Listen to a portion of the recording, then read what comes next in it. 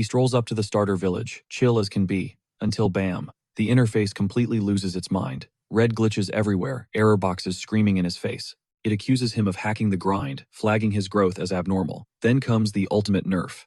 The system initiates a forced rollback on all 99 levels. Dude absolutely loses it. He's screaming into the void as 20 years of literal hell grinding dissolve in a heartbeat. Pure agony. The glitch storm finally clears. Shaking, he pops his status window for the damage report. Wait, what? His stats are broken. 99 across the board. Strength maxed, agility maxed. Only luck sucks. The only thing that tanked is his actual level number, back to 1. Sure, his high-tier skills are grayed out and his legendary gear is level locked. But does he look worried? Not even a little. With base stats like a raid boss, re-leveling is going to be a joke. He takes the W, pulls up the map, and locks in his target. Destination Urkus, the noob village. But hold up, how did he hit the level cap before even starting the tutorial? Rewind 20 years. He's just a tiny adventurer wannabe wandering the academy grounds when yoink. Some psycho old geezer snatches him up, literally kidnapped. The old man took one look at the kid's potential, called him a prodigy, and dragged him off into the shadows. This power-hungry maniac viewed the boy as a lab rat, a personal passion project. No breaks, no childhood, just pain. Day after day of soul-destroying drills. Picture this, the kid doing push-ups in the dirt while the master literally sits on his spine. It's endless abuse mixed with lectures on min-maxing stats. Then, during one of these torture sessions, the kid speaks up. Our protagonist Han dares to mention that the world's #1 ranked player is currently level 89. The old man just cackles, calls it trash. In his eyes, if you aren't level 99, you don't exist. Sub 99 is for weaklings. And every time Han questions this logic, whack, a fist to the skull, and double the workout. 1 decade fades into 2. Han grows up in this isolated hellscape, probably wondering why he didn't just rage quit and delete his account ages ago. Finally, the endgame. The master declares his work finished. He's passed on every trick in the book and is ready to kick the bucket. Han plays the part of the grieving son, fake tears and all praying this dramatic death scene triggers a juicy inheritance quest. Bingo. The old man drops a coordinate linked to Han's destiny, flares up with one last terrifying burst of aura, and croaks. Freedom at last. The 20-year tutorial from hell is over. Snap back to present day. Freshly reset to level 1, Han finally breaches the starter zone. He steps into Urkus, and the reality hits him like a truck. 20 years. Gone. He scans the plaza, recognizing the same cobblestones he walked on when he was just a confused little kid. Vendors shouting deals, players grabbing lunch, the whole place vibrating with life. It's peaceful, it's nostalgic. It hits him right in the feels he actually missed civilization. But enough sightseeing. It feels good to be back, but he's got work to do. He spins around and beelines for the west gate, ready to hunt. But just as he tries to leave, halt. A guard steps up, demanding a level check. Han admits he's sitting at a humble level 1 despite looking like a grown 26-year-old man. The guard blinks, visibly confused. Thinking this guy is a total rookie, he points a thumb toward the east gate instead. Safety first, pal. He warns that the west side is a death trap for a level 1 noob. Han tilts his head. Is it illegal to go out there? Guard shakes his head. Not illegal, just suicidal. He's trying to save this guy from a quick respawn timer. Claims a level 1 couldn't even handle a fanged rabbit without getting wrecked. He practically begs Han to go hit some slime on the east side. Han just smirks that cocky main character grin. He steps past the guard, who lets out a heavy, tired sigh. You can't fix stupid. The guard figures this guy thinks death is cheap and he'll just wake up at the nearest shrine. Still, it's reckless. Suddenly, ding, a system quest pops up. Han realizes the NPC is actually looking out for him. Nice touch. Quest accepted. Time to put on a show. He throws a lazy wave over his shoulder. Right, as a fanged rabbit launches a stealth attack, the guard screams dodge, but Han doesn't flinch. One casual punch. Splat. XP gained. The rabbit is paced. The guard freezes mid-step, jaw on the floor, trying to process the impossibility he just saw.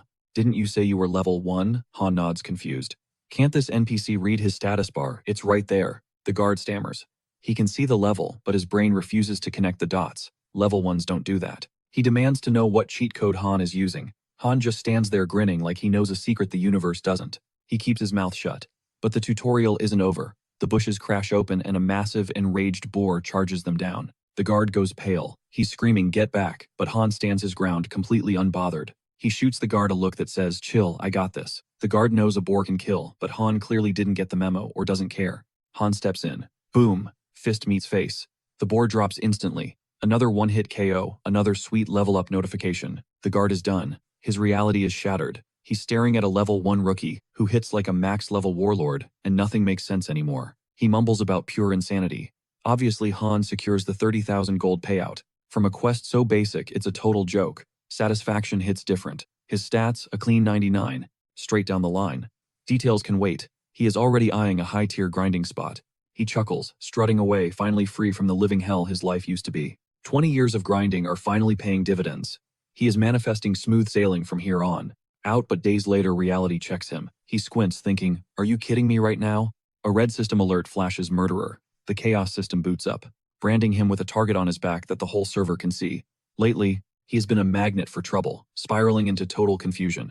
Then boom, NPCs spawn out of nowhere to jump him. They all think he is some high bounty fugitive. Realization hits, it is his luck stat. Negative 99. With RNG that broken, every NPC is convinced he is the villain. One sneak attacks him, but instinct takes the wheel, and he deletes the guy instantly. He didn't want a PK. He is just trying to survive. But fate chooses the toxic route. The system forces him into a max chaotic state, stacking up heavy debuffs. He knows he is cooked, and now the NPCs have backup. Actual players join the hunt. They are screaming Gedrock, mistaking him for some legendary serial killer. He sprints through the alleyways, totally lost on why they slapped that label on him. Taking out a chaotic user grants hero status, so every clout-chasing sweat is on his tail. Thanks to the status effect, he is cornered. Dead end. They circle him, demanding surrender. Like that is ever happening. He pivots, death in his eyes. Boom, a massive shockwave detonates, vaporizing the entire squad in a split second.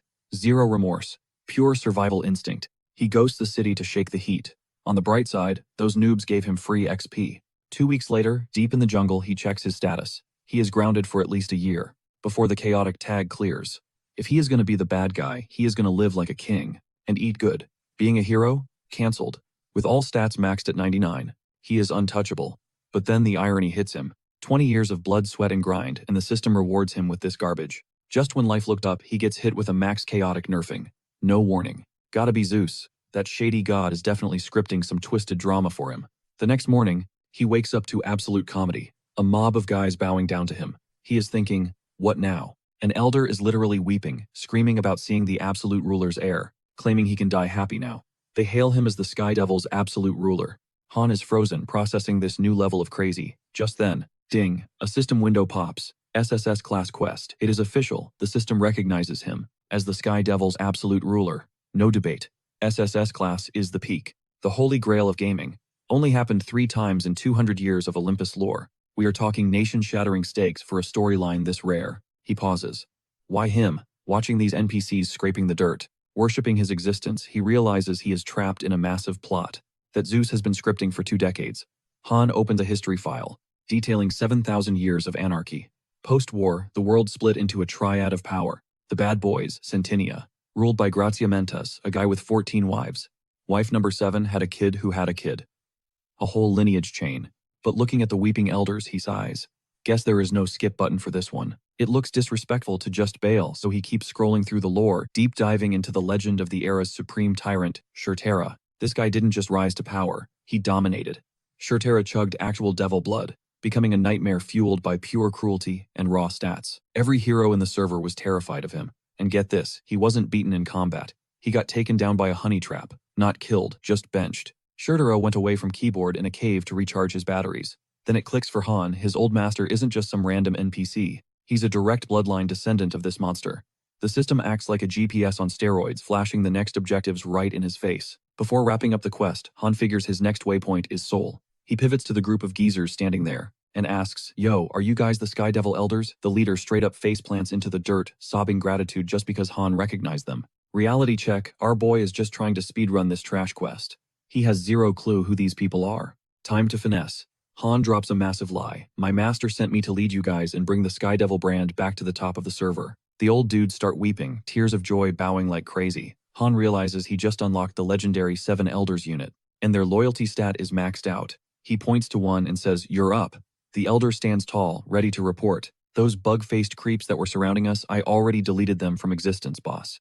The second Han parties up with them, his avatar lights up like a Christmas tree. Ding, instant jump to level 9. Han starts sweating. What kind of monsters did these guys farm back in the day? Han turns to the MVP. What's the name? The old-timer responds with total reverence, I am Luxo, the first elder himself. Han hits him with, we got business to handle. Luxo bows low. Your command, my lord. Han pulls another excuse out of his pocket. I'm nerfed right now. Can't use my master's ult moves due to a special debuff. The brain remembers the combos, but the hardware is lagging. The elder nods sagely. Figured as much, boss. Han switches to charisma mode to keep the hype train going. Just trust the process. I am the absolute ruler after all. I'm taking us to the promised land. The squad goes wild, gearing up and chanting my lord like a cult. Ping system notification, Sky Devil loyalty increased. Han flashes a wicked grin. Everything is going according to plan. Let's roll. Cut to in real life, Han shuffles to the kitchen for a caffeine fix. He bumps into his sister, Han Sea. She's flexing about her guild pulling off a massive raid recently. Then she drops intel on a serial killer named Get Rock lurking near Centennia. Han plays dumb, keeping a poker face, even though he is the chaos bringer she's describing. Sis details the loadout guy wields dual pistols. He's around level 40 and wiped a 7-man squad solo. A total unit. Catch him, get 3 million gold. Han pauses. The math isn't mathing. Wait, isn't the actual bounty 100 million? She gets flustered, mumbling about union fees eating the profit. Han calls BS. That's a total scam. You guys do the heavy lifting while the guild takes the bag. She laughs it off, promising a BBQ feast if she secures the reward. Han says bet, and dives back into the game. Back in Olympus, Luxo whispers, we got a tail. Han decides to run a vibe check on the stalker first. He tries DMing his sister in-game, but the message fails. She's on a different server continent. So it's not her. Suddenly, a shadow creeps up from behind. It's the real Get Rock. You fake scrub. Han is confused until he spots the signature dual pistols in the guy's hands. Oh snap, it's the genuine article. The notorious wanted criminal, and he is absolutely livid about the identity theft. I'm going to end you for stealing my rep. Han is actually relieved. His sister dropped the lore earlier. Han's stats are decent, but this guy is level 40. Han runs the numbers. What happens? When you fight a boss with a 30-level gap, he cracks an evil smirk. Who said this was a 1v1? Luxo Sikkim. The first elder materializes out of thin air. Get Rock freezes, totally blindsided. He didn't even trigger the radar. Han points a finger. Delete him. Get Rock laughs. I'll double kill you both. But Luxo moves so fast he basically teleports. Before the criminal can even blink, his head hits the dirt. Luxo clicks his sword back into the sheath, while Han stands there, jaw on the floor. Han's mind races. Get Rock was level 40. Is Luxo just that broken? Or was the bounty hunter a fraud? Han feels a sting of embarrassment. He couldn't even track the movement speed. If I had my ocular skills maxed, I would have seen the mana flow. Luxo casually hands over the severed head like it's a grocery bag. Cha-ching system notification, massive XP gain, and the full 100 million gold bounty deposited. Bag secured. Serial killer, please. Han gives major props to the elder before getting hit with a wave of nostalgia. Crazy how the tables have turned. Dude couldn't even snag a minimum wage gig before, all because he was slapped with the max chaotic label. But Han He delivers an Oscar-worthy performance, locking in on whatever twisted scenario or quest the system spams his way, grinding absolutely non-stop on his path to becoming a monarch. Cut to 2 weeks later, Han is prowling through the dense jungle, while his squad of elders obliterates every mob and beast daring to cross our boy's path. Boom, Han hits level 13 just like that, which is a literal speedrun pace, considering normal players usually grind for years to see that kind of progress. He's sitting on a god-tier skill, heaven-breaking ghost art. The catch, it's locked until level 40. So yeah, level 40 is when the real game actually begins. Watching the elders work, he realizes this operation is basically a corporate power leveling service, farming loot, using full throttle grinding and Sky Devil minions. Han shifts focus to his inventory, specifically the bag holding a severed head. What's the move here? Back in the real world, Han hops on his PC, scouring forums for the best black markets for high-tier loot. Top comment, sell it in-game, bro. The Olympus community backs that play, but Han hits a wall. He remembers he's effectively shadow banned from every public institution inside the game thanks to that cursed max-level chaotic status. Plus, the payout is in gold, a currency that doesn't exactly swap easily in the real world.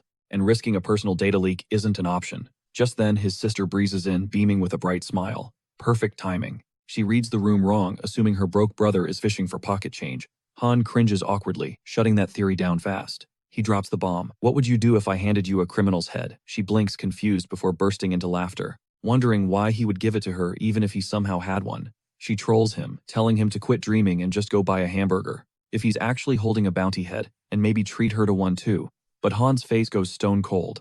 50-50 split. Tia's smile fades as she realizes he isn't joking. She hits him with facts. Han Get Rock is literally level 40. Even if her brother respawned a million times, there's no way he clapped that guy. Plus, isn't he soft-locked out of high-level zones? Because he's stuck in that trash tutorial training. Han cuts her off. He escaped days ago, and the criminal already bagged and tagged, which leaves his sister shook. She reminds him, the target is level 40. The math isn't mathing. How does a newbie take him down? Han scratches his head, laughing awkwardly. I hit him once and he just dropped. Then he drops the mic. His estimated level is 99. He jogs her memory. He literally texted her a screenshot 10 years ago. Flashback hits her. She did get that DM from her brother, claiming he was maxed out at level 99. Back then, she figured he was just struggling so hard he started hallucinating or trolling her. Back in the present, she gives a guilty smile. I thought it was Photoshop. Han shrugs, believe him, don't believe him, whatever. He just gives her the mission. Meet him in the Centennia Mountains if she wants the loot. He's sending the exact coordinates now. She logs in annoyed. Why trek all the way to this godforsaken forest? Then Han drops the truth bomb. I'm a max chaotic. That news drains the color right out of her face. In-game, she pulls up to the west gate and informs the guards. She's got business in the mountains.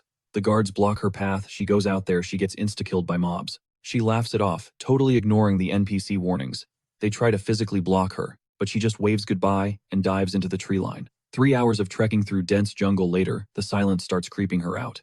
And then it clicks. Han promised he'd wipe the map clean of mobs and monsters for her. She scans the area. It's not just the monsters. Literally every living organism has been deleted. Poof. Han materializes right behind her. Tia lets out a blood-curdling scream jumping out of her skin. How did he move with zero sound? Then she feels it, the suffocating, insanely dense aura, radiating off her brother. He wasn't capping about the max chaotic thing. Panic sets in. Did he murder an NPC to get this way? Han ignores the interrogation and tosses her the bag. Inside, the criminal's head, carrying a 100 million gold bounty. Is this a fever dream? She stares at the jackpot in her hands and the reality finally hits. It's legit. And she instantly starts spiraling. How did he even pull this off? She's looking at him like he's a god. Han cuts the praise short. Go cash it in. Hurry.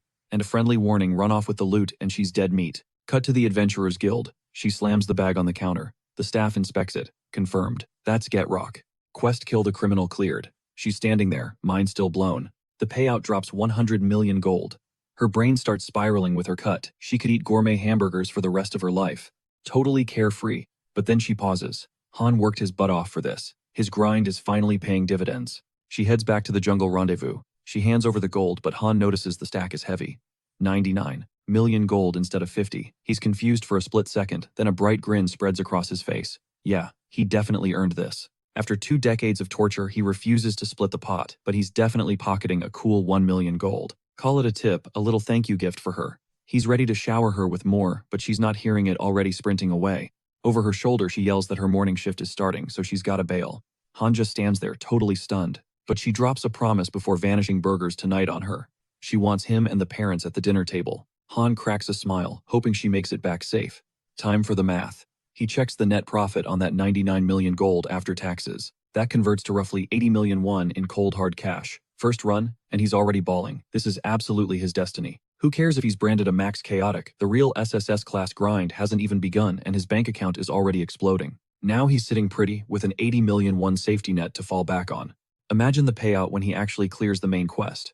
But first he needs to speedrun to level 40 immediately. He needs to unlock the next stage. Time is money, so every second counts. Later that evening, Han links up with his sister, in real life. Since his max chaotic status puts a target on his back, he can't shop publicly. He needs her to be his in-game mule. She tries to dodge the favor, exhausted from work, but Han drops a tempting offer if she plays along. He promises a monthly allowance of 300,000 won. She counters immediately, make it 500,000. Deal sealed. Sia logs back in. Hours later, a drained Han finally equips his fresh gear. It's all specialized loot. His sister snagged pure XP boosters to skyrocket his leveling speed. The catch. This shopping spree just burned a 70 million won hole in his pocket. For the first time, he earned that cash with his own 2 hands. Sia, however, couldn't care less about his journey. She just wants her cut for running all those errands. Then she absolutely destroys his vibe. She demands 3 million gold for the first teleport plus 300,000 for every stop after. Ruthless. Han locks in, ready to embrace whatever chaotic script the system writes for him. He's all in on the path to becoming a monarch. Time to make moves. He summons the elders. The goal is simple, grind and level up. Next day, Han hits the Zeph Mountains just chilling and minding his own business. Suddenly, a fully armored tank clocks him. He squints at Han's status, max chaotic. One party member grins. Killing this guy means major clout. But then they look closer. Han looks pathetic. He's wearing starter trash. They figure he's been killed so many times he's lost all his good gear. The leader thinks they have the drop on him. Low awareness, low gear, definitely a total noob. The leader signals the squad to prep for a gank. It's hunting season on a max chaotic. Meanwhile, Han strolls through the forest, noticing the sudden eerie silence. No mobs anywhere. Suddenly a system alert screams an external force is attacking. Someone's trying to bind his movements. Han doesn't feel a thing, but the ambush squad is watching closely. They start panicking when their binding spell bounces right off him. One of them whispers a theory. Maybe he's a high-level mage, but looking at those rags he's wearing, they dismiss it immediately. Just a broke loser who died too many times. The archer draws back his bowstring. The raid leader snaps, cut the chatter, and kill him already. He orders a tank to keep Han engaged so he can't log out or warp. The leader and his vice captain move in. They close the distance for the execute. Just as they wind up, Han glances over his shoulder. His eyes are ice cold. One look that screams run now or die. But these morons think he's faking it. The leader charges in putting full power behind the strike. Han casually asks their levels, just as a massive hammer smashes into his skull and bounces off like it hit a diamond wall. The vice captain follows up with a vicious sword/0 damage. The squad tries to combo their attacks. Arrows rain down from the archer, but they all freeze in horror. His HP bar hasn't moved a single pixel. Han yawns, sizing them up. Big sword guy, probably barely level 40. Looks like he's pushing late 20s in stats. The archer is furiously scanning, Han confused by the lack of visible armor. Han hasn't even cast a buff. The archer starts sweating, thinking it must be some passive, hidden magic.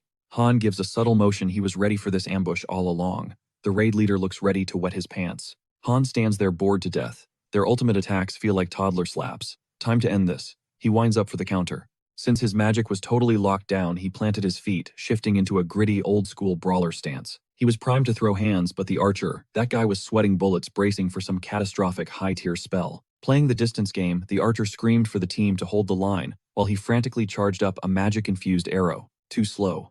He'd already closed the gap, burying his fist into the director's jaw and sending him on a one-way trip to the Shadow Realm. Ping the system flared red, warning him that his crime stat was skyrocketing with every brutal assault on another player. The Hammer Knight roared, charging in like a tank, but against his raw strength, the guy looked like a total clown. Ping crime stat rising. One punch. That's all it took to fold the so-called tank like a lawn chair, leaving the archer and support crew frozen in disbelief. They stood there like glitches in the Matrix, realizing they hadn't even popped a single buff. Pure chaos erupted as their leader shrieked at the squad. Run. This wasn't a fight. It was a massacre waiting to happen. The archer scrambled backward, desperate to put distance between him and death. Instant regret washed over him. They hadn't engaged a mage. They'd poked a sleeping dragon, a literal monster in human skin. But escape wasn't an option. In a blink, he teleported, looming right behind the archer, like a vengeful phantom. The archer's mind snapped. How could anyone move that fast? Then, he saw a savage, bloodthirsty grin directed right at him. A predator's smile that screamed, "You started this, but I'm going to finish it," flashing nothing but teeth and murderous intent. Now they were scattering like rats. Cold terror gripped the archer as he realized the truth. The guy had been hoarding his blink skill. He'd been toying with them from the start. Only one class moved with that kind of terrifying fluidity, a high level. Melee Battle Wizard, pushing level 60+. Someone on par with the legendary Hunter Rufendal.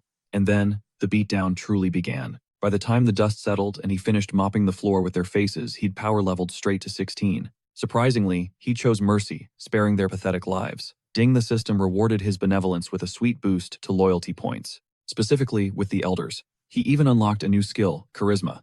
No clue what it actually did, but, hey, sounded expensive. He'd figure it out later. Suddenly, Luxo materialized behind him, insisting there was something he absolutely needed to see. Dragged along by duty, 7 hellish days passed before he finally stumbled into the Sky Devil hideout. He looked wrecked, starved, exhausted, practically a walking corpse, muttering curses with every painful step. Why was this place in the middle of nowhere? His mind drifted back to the start of this nightmare. One minute he was vibing. The next, an elder yanks him through a portal, dumping him in a scorching desert while rambling about the adventurer's column. He thought he'd farm some easy step-up points just by walking. He didn't sign up for a literal 7-day death march. Finally, the elder pointed ahead, the village. A tiny spark of hope flared in his chest. He prayed to the gaming gods for a meal, but the moment he saw the destination, a crumbling, filthy ruin, his soul left his body. Was this a joke? This pile of rubble was the destination. He stared at the desolation, disbelief washing over him. Vertigo hit him hard. His master must have really done a number on this place to leave it in such a sorry state. The locals were skin and bones, literally starving, yet they dropped to their knees, instantly hailing him as the absolute ruler and savior. To them, God had arrived. To him, Ping new quest, restore the village. Great. The place was barely standing. As they bowed, he forced a grimace that looked like a smile, fighting the urge to pass out from hunger right there. Just as the darkness crept in, an ancient figure stepped forward, Prophet Carl, a dude who had somehow survived 163 years. The old man looked ready to cry with relief that his lord was finally here, and immediately started dropping lore. Apparently, Carl had raised 12 elders in this secret hole hiding from the Empire, dedicating generations to one mission: finding the descendant of the absolute ruler. The catch: They were living in a barren wasteland, no monsters, no game, no crops, nothing. He listened thinking, this is moronic. Why starve? Why not just import food like normal people? But Carl shut that down. Impossible. They were trapped. Not even the elders could leave to fetch supplies. Reality sank in. His first act as ruler wasn't conquest. It was stopping his entire kingdom from starving to death. He summoned Luxo. How much time do we have? The elder did the grim math. 2 weeks, max. Nodding, he climbed a mound of rubble to address his starving subjects. I know you're suffering, he projected, his voice steady. I've been locked away in training, preparing for this moment, unable to aid you until now. But that ends today. I swear on my life I will turn this around. I will keep you alive, no matter the cost. Internally, he calculated, 2 weeks is doable. Aloud, he commanded, endure just a little longer for me. Ding, morale, skyrocketing, loyalty maxed. He smirked and signaled, Luxo, let's move. We've got work to do. Speed is the name of the game, so the squad stays behind to hold the fort. Luxo nods, zero pushback. It's just the duo now. Han drops the mission orders. Luxo is on mob duty, slay anything that moves and vacuum up the loot drops. Han figures this quest is going to be a total speed run. Fast forward 1 week into the deep mountains. Luxo is low-key vibing, impressed his lord. Actually clutched the prep work on time. He shrugs, like it's standard procedure. He targeted the easy objectives first to save the clock. Now he's chilling on a massive boulder, staring down a mountain of bags filled with mystery loot. Rewind a few days, Han slid into his sister's DMs with a massive request. The ask, secure a spatial pocket and rustle up enough gruel to feed an army of 800 souls. Then mule it all the way to the rendezvous point. She nearly choked on her drink. Why the hell does he need rations for 800 people? The supply chain was set. When she finally pulls up to the treacherous peaks, her brain is still buffering, trying to process her brother's chaotic scheme. Then Han flicks a blue monostone at her as payment, leaving her absolutely shook. Her mind goes down a rabbit hole. Is he being bankrolled by some cartel? Or a shadow organization? Han cuts the noise. No sugar daddy here. Just liquidate the stone and keep a 10% commission. Her face drains of color, but she copes by calling it RNG luck, refusing to believe her brother is actually this cracked. Next order of business, use the stone money to secure 3 warp portals on the return trip. The blueprint link the mountain extract point directly to the Sky Devils HQ and their village. We're talking about slashing a brutal week-long death march down to an instant step. Han calls it a masterstroke, even if burning cash on 3 warps makes his wallet weep. Meanwhile, back at base, the 12th Elder Erda is stewing in anger, convinced Han ghosted them, leaving the clan to starve. And now this rookie thinks he can waltz back in and claim the throne. Just because he has the successor tag, sure, Luxo is a simp for him, ready to die on command. But Erda isn't drinking the Kool-Aid. He is locked and loaded on one thought: if Han tries to play games with the Sky Devil legacy, or drops a single lie, Erda will personally delete him from existence. Suddenly, Han makes his grand entrance, and the village erupts hysteria, screaming that the absolute ruler has returned with the goods. Erda steps out, confused by the noise, until his eyes bug out at the mountain of porridge. Han just flexes the inventory. He quips that he wanted to bring a feast of milk and honey, but greasy food on empty stomachs would literally cause a biological wipeout. So it's survival sludge for now. Erda stands frozen brain, unable to compute the logistics of this massive supply drop. The crowd loses it, chanting absolute great ruler like they're at a sold-out concert. His influence stat skyrockets. To these people, the guy is basically holding the cheat codes to life. Han flashes a devilish smirk. He knows he's winning. He tags an elder to team up with Luxo and manage distribution while he retreats indoors. Stomachs are full, but the checklist isn't done. He needs to secure gear and roofs, but food and defense are the meta right now. Suddenly, a heavy knock rattles the frame. Han permits entry. It's Erda, hitting the deck instantly, face to the floor, pleading for mercy for his treasonous thoughts. Han realizes the guy folded faster than laundry. The elder is weeping, full-on ugly crying, bashing himself for ever doubting the plan. He expected a grind, but Han is speedrunning the rebellion. Han hides a chaotic smile. This is going perfect. He tells Erda to take a breath. He admits, look, I'm still nerfed, so your skepticism was valid. Honestly, I would have doubted me too. But now, he demands loyalty. Invest in him now, and the ROI will be 10 times the value. He delivers this with a blinding protagonist smile, breaking Erda completely into a puddle of apologies. Achievement unlocked. Loyalty of the 12th Elder secured. Deep down though, Han thinks, this guy is simple. Meanwhile, the system pings. Level 19 reached. Stat points acquired. Time to playtest the new build. He recalls Luxo's warning, stay off the Empire's radar for now. The other elders echoed the sentiment, but if he's going hunting, he needs a wingman. Erda is the meta pick. His stealth stats are S tier. Deep in the brush, a wild ursine spawns. Han pauses. That's not a normal mob. Giant bear variant Erda unsheathes steel, ready to aggro. But Han signals halt. His database pings giant bears are level 40 elites. Regular players need a full party of 5 or 6 just to survive this beast, but Han he eats entire squads for breakfast, so soloing this Ursine nightmare is just a Tuesday for him. The beast locks eyes with him and roars, barreling forward like a freight train, but Han launches himself skyward, descending like a meteor with a fist full of absolute destruction. Boom. One hit and the monster is flattened into a rug. Easy money, he scoffs, pocketing 20,000 gold and a pathetic crumb of XP. Erda watches from the sidelines, jaw on the floor, his loyalty meter maxing out instantly as he stares at the obliterated carcass. Han frowns at his fist. Did that bear have paper-thin defense, or has he just become confusingly overpowered? Whatever. He signals Erda to hustle. Playtime is over, and it is time to raid a Mantium dungeon. Days later, they hit the entrance, and Erda immediately stiffens, sensing a crowd lurking in the shadows inside.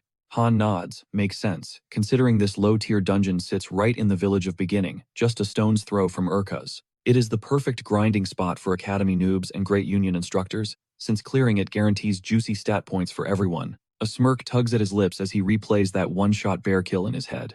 It makes him wonder, do these high and mighty Great Union instructors actually have hands, or are they just hype compared to him? He strides into the safe zone, commanding Erda to activate stealth mode and stick to his shadow like a ghost. Nearby, a trembling student confesses it is only his second run, looking like he is about to throw up from anxiety. He is just praying for a clear when he freezes eyes, locking onto Han, the server's most infamous chaotic player. Pure terror kicks in, and the kids scramble, desperate to find their instructor before the big bad villain wipes them out. Right on cue, a smug instructor struts in, puffing his chest out and staring Han down like he actually stands a chance. But Han is distracted by a glitch in his matrix. Earlier he realized a rage-inducing truth: monsters drop absolutely zero loot when he lands the kill. He checks his status screen and facepalms. His luck stat is sitting at a disastrous -99. That basically nukes his drop rates into oblivion, making him wish the Elder was here to last-hit mobs so the universe wouldn't rob him blind. Reality snaps back as the instructor marches over, barking demands and asking what a guy like him is doing here. Han remembers his sister's warning. Great Union instructors are usually level 40 plus and love power tripping. She was right on the money. This guy radiates arrogant prick energy and is clearly looking for a fight. The guy doubles down on his interrogation, but Han just tilts his head, asking why this rando thinks he has the authority to talk down to him. The instructor rolls his eyes, acting like he has seen a million punks like Han offering a generous chance to flee. He scans Han's stats and laughs. Level 19. You have got to be kidding me. Seeing no flashy gear, he pegs Han as trash, a scavenger who probably PKs newbie students just to sell their loot. Han is bewildered by the wild accusations but decides to play it cool since there are civilians watching. Chill out and do your job, Han says, explaining he is just here for the dungeon run, but the instructor is not hearing a word of it. The man sneers, convinced he has uncovered a villainous plot, just as the system pings, warning safe zone deactivated.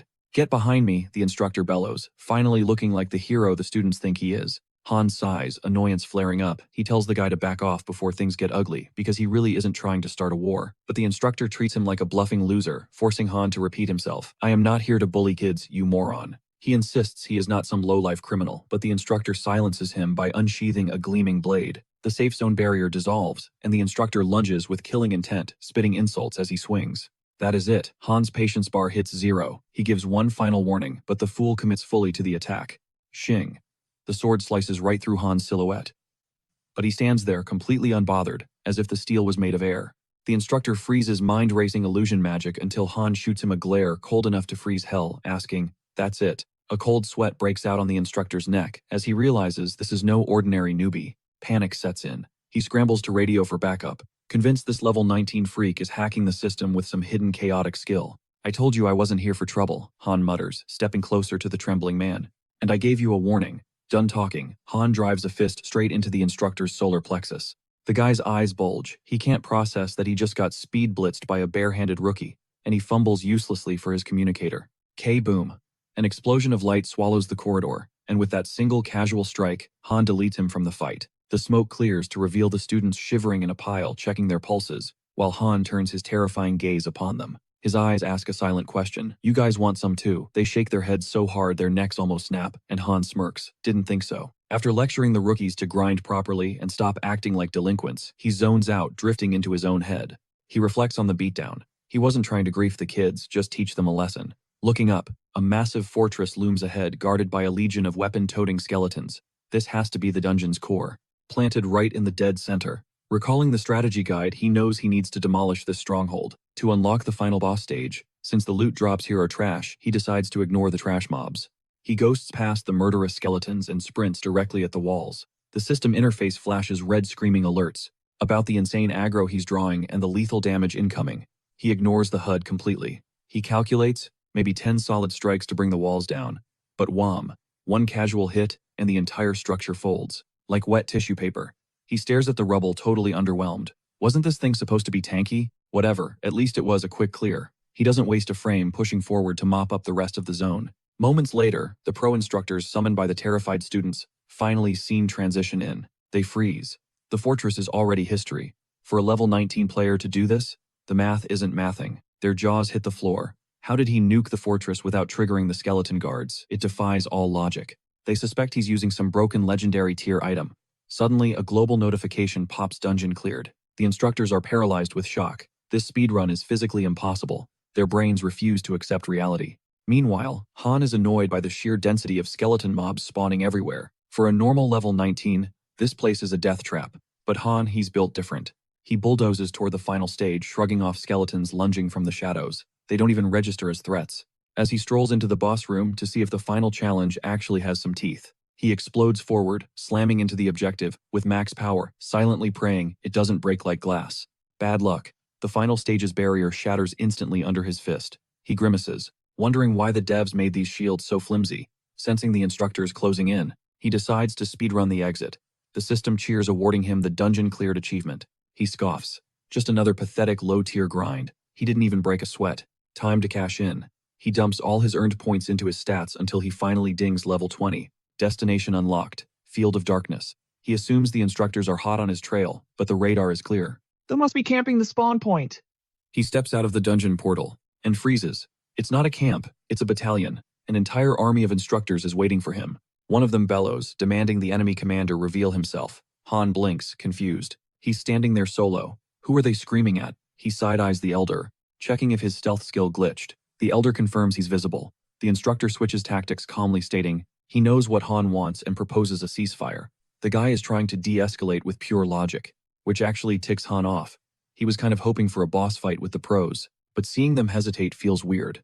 He realizes if he throws hands right now, the crossfire will definitely wipe out some students, and massacring powerless kids, not his style. The instructor offers a deal: walk away, and they won't pursue. He implies Han is smart enough not to throw his life away on a pointless skirmish. Han reads the room and agrees. He wasn't planning a massacre anyway, and casually mentions he already warned the last guy to back off. He strides right through their formation like he owns the place. His mind is already on the next objective. The Field of Darkness. Time to hunt some real players. The lead instructor exhales, shoulders dropping, while his partner stands there silently thanking the gods they avoided a bloodbath. Instructor Zergo plays it cool.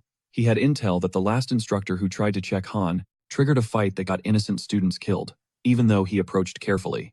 Han cleared that dungeon with impossible speed, proving he's got monstrous power or backup backing him. Zergo knew with all these students exposed, the only winning move was to let the monster leave. Zero provocation. Meanwhile, another instructor is staring daggers at him, trying to figure out who the hell this maniac is. One thing is crystal clear: Han is radiating pure max-level chaotic energy. The guy is suspicious enough that he might actually be Rufundal. Everyone knows Rufundal is supposedly capped at level 50, but honestly, there is always a chance. He is running a cheat code to mask his real stats. Cut to a different location, the real Rufundal is busy 1vs manying a squad, tearing them apart with his death nail. He lets out a chilling laugh, taunting them to scrub their backs before he ruthlessly deletes their HP bars, mocking them to just rage quit the game if they are going to stay down. He is a certified max-level chaotic, and he is strictly here for the loot drop. Farming these noobs feels insanely lucrative. Suddenly, it hits him some stalker has been on his tail lately, even though they have never actually crossed paths. Word on the street is there is a copycat running around the map impersonating him. He figures some wannabe max chaotic is out there stealing his valor. Apparently this poser caused a massive scene in the Amantium dungeon recently. If this keeps up, he risks getting booted from the Great Union, and angering the Great Union. That is basically a death sentence. Time to hunt down this punk, stealing his identity before it all goes south. Meanwhile, back at the Sky Devil village, Han touches down and briefs the elders that they are deploying to a zone swarming with airborne monsters. Scanning the room, he knows he needs a specialist in long-range ballistics. Luxo instantly catches the drift, and an elder proudly shoots his hand up, claiming the title of top sniper. Han decides he is dragging this guy along for the ride. The elder nods, flashing a sinister grin. Then a random thought hits Han. His sister's birthday is coming up. Maybe he should actually try being a decent brother for once. He resolves to grind extra hard today so he can secure a birthday gift. and maybe even a whole apartment down the line. Touching down at the field of darkness, the place is packed with players. The system pings a warning respawn timer is ticking down. Han notes the timing and turns to Zeta the Elder, tagging along asking if he is good to go. Turns out Zeta is absolutely unhinged. The guy starts screaming that he will follow every single order to the death. We are talking snapping bones, peeling skin, incinerating any trash, blocking his master's path with hellfire, and literally tearing limbs off anyone who steps up. Han is a little thrown off by the old man's intensity. The whole vibe is giving serious back alley psycho. Nearby, players clock his max chaotic status. One dude thinks it is his ticket to viral fame, and his buddy agrees. Han orders the Elder to wipe these clowns out before backup arrives, and to bag all the monsters, specifically the blue storms. Every player in the field of darkness locks onto Han, the big bad boss, but he knows he can just warp out whenever. He turns to Zeta asking why he even brought him, if not for this moment. He orders him to prove his long-range magic right now. The crazed old man nods, swearing he will never flop on his master. He throws a hand to the sky, silently praying for his master's future to shine. Boom. A blinding purple light floods the horizon as Zeta summons the god of evil, commanding the Titan to march forward and delete anyone daring to stand in his master's path. Players start screaming, scrambling for their lives. Zeta coldly orders the Colossus to stomp them all into the dirt, with zero mercy. Han nods, impressed by the carnage, thinking it is high time he flexed some of his own skills. 2. His killer's mark deepens the weight of his sins, becoming visible to the server. His reputation is going viral across the entire continent. A system notification pops up, branding him a saint of murder, and even he is a little shook by the title. Once a max chaotic crosses the line, they get tagged as murderers. And here's the kicker. If a murderer fights anyone with a hero title in PvP, their attack and defense stats get nerfed hard. If they die, resurrection cooldown shoots up to 240 hours, and the chance of dropping items during the next awakening hits a guaranteed 100%. But Han, sitting pretty at the top of the Sky Devil food chain, just glances at the warning window.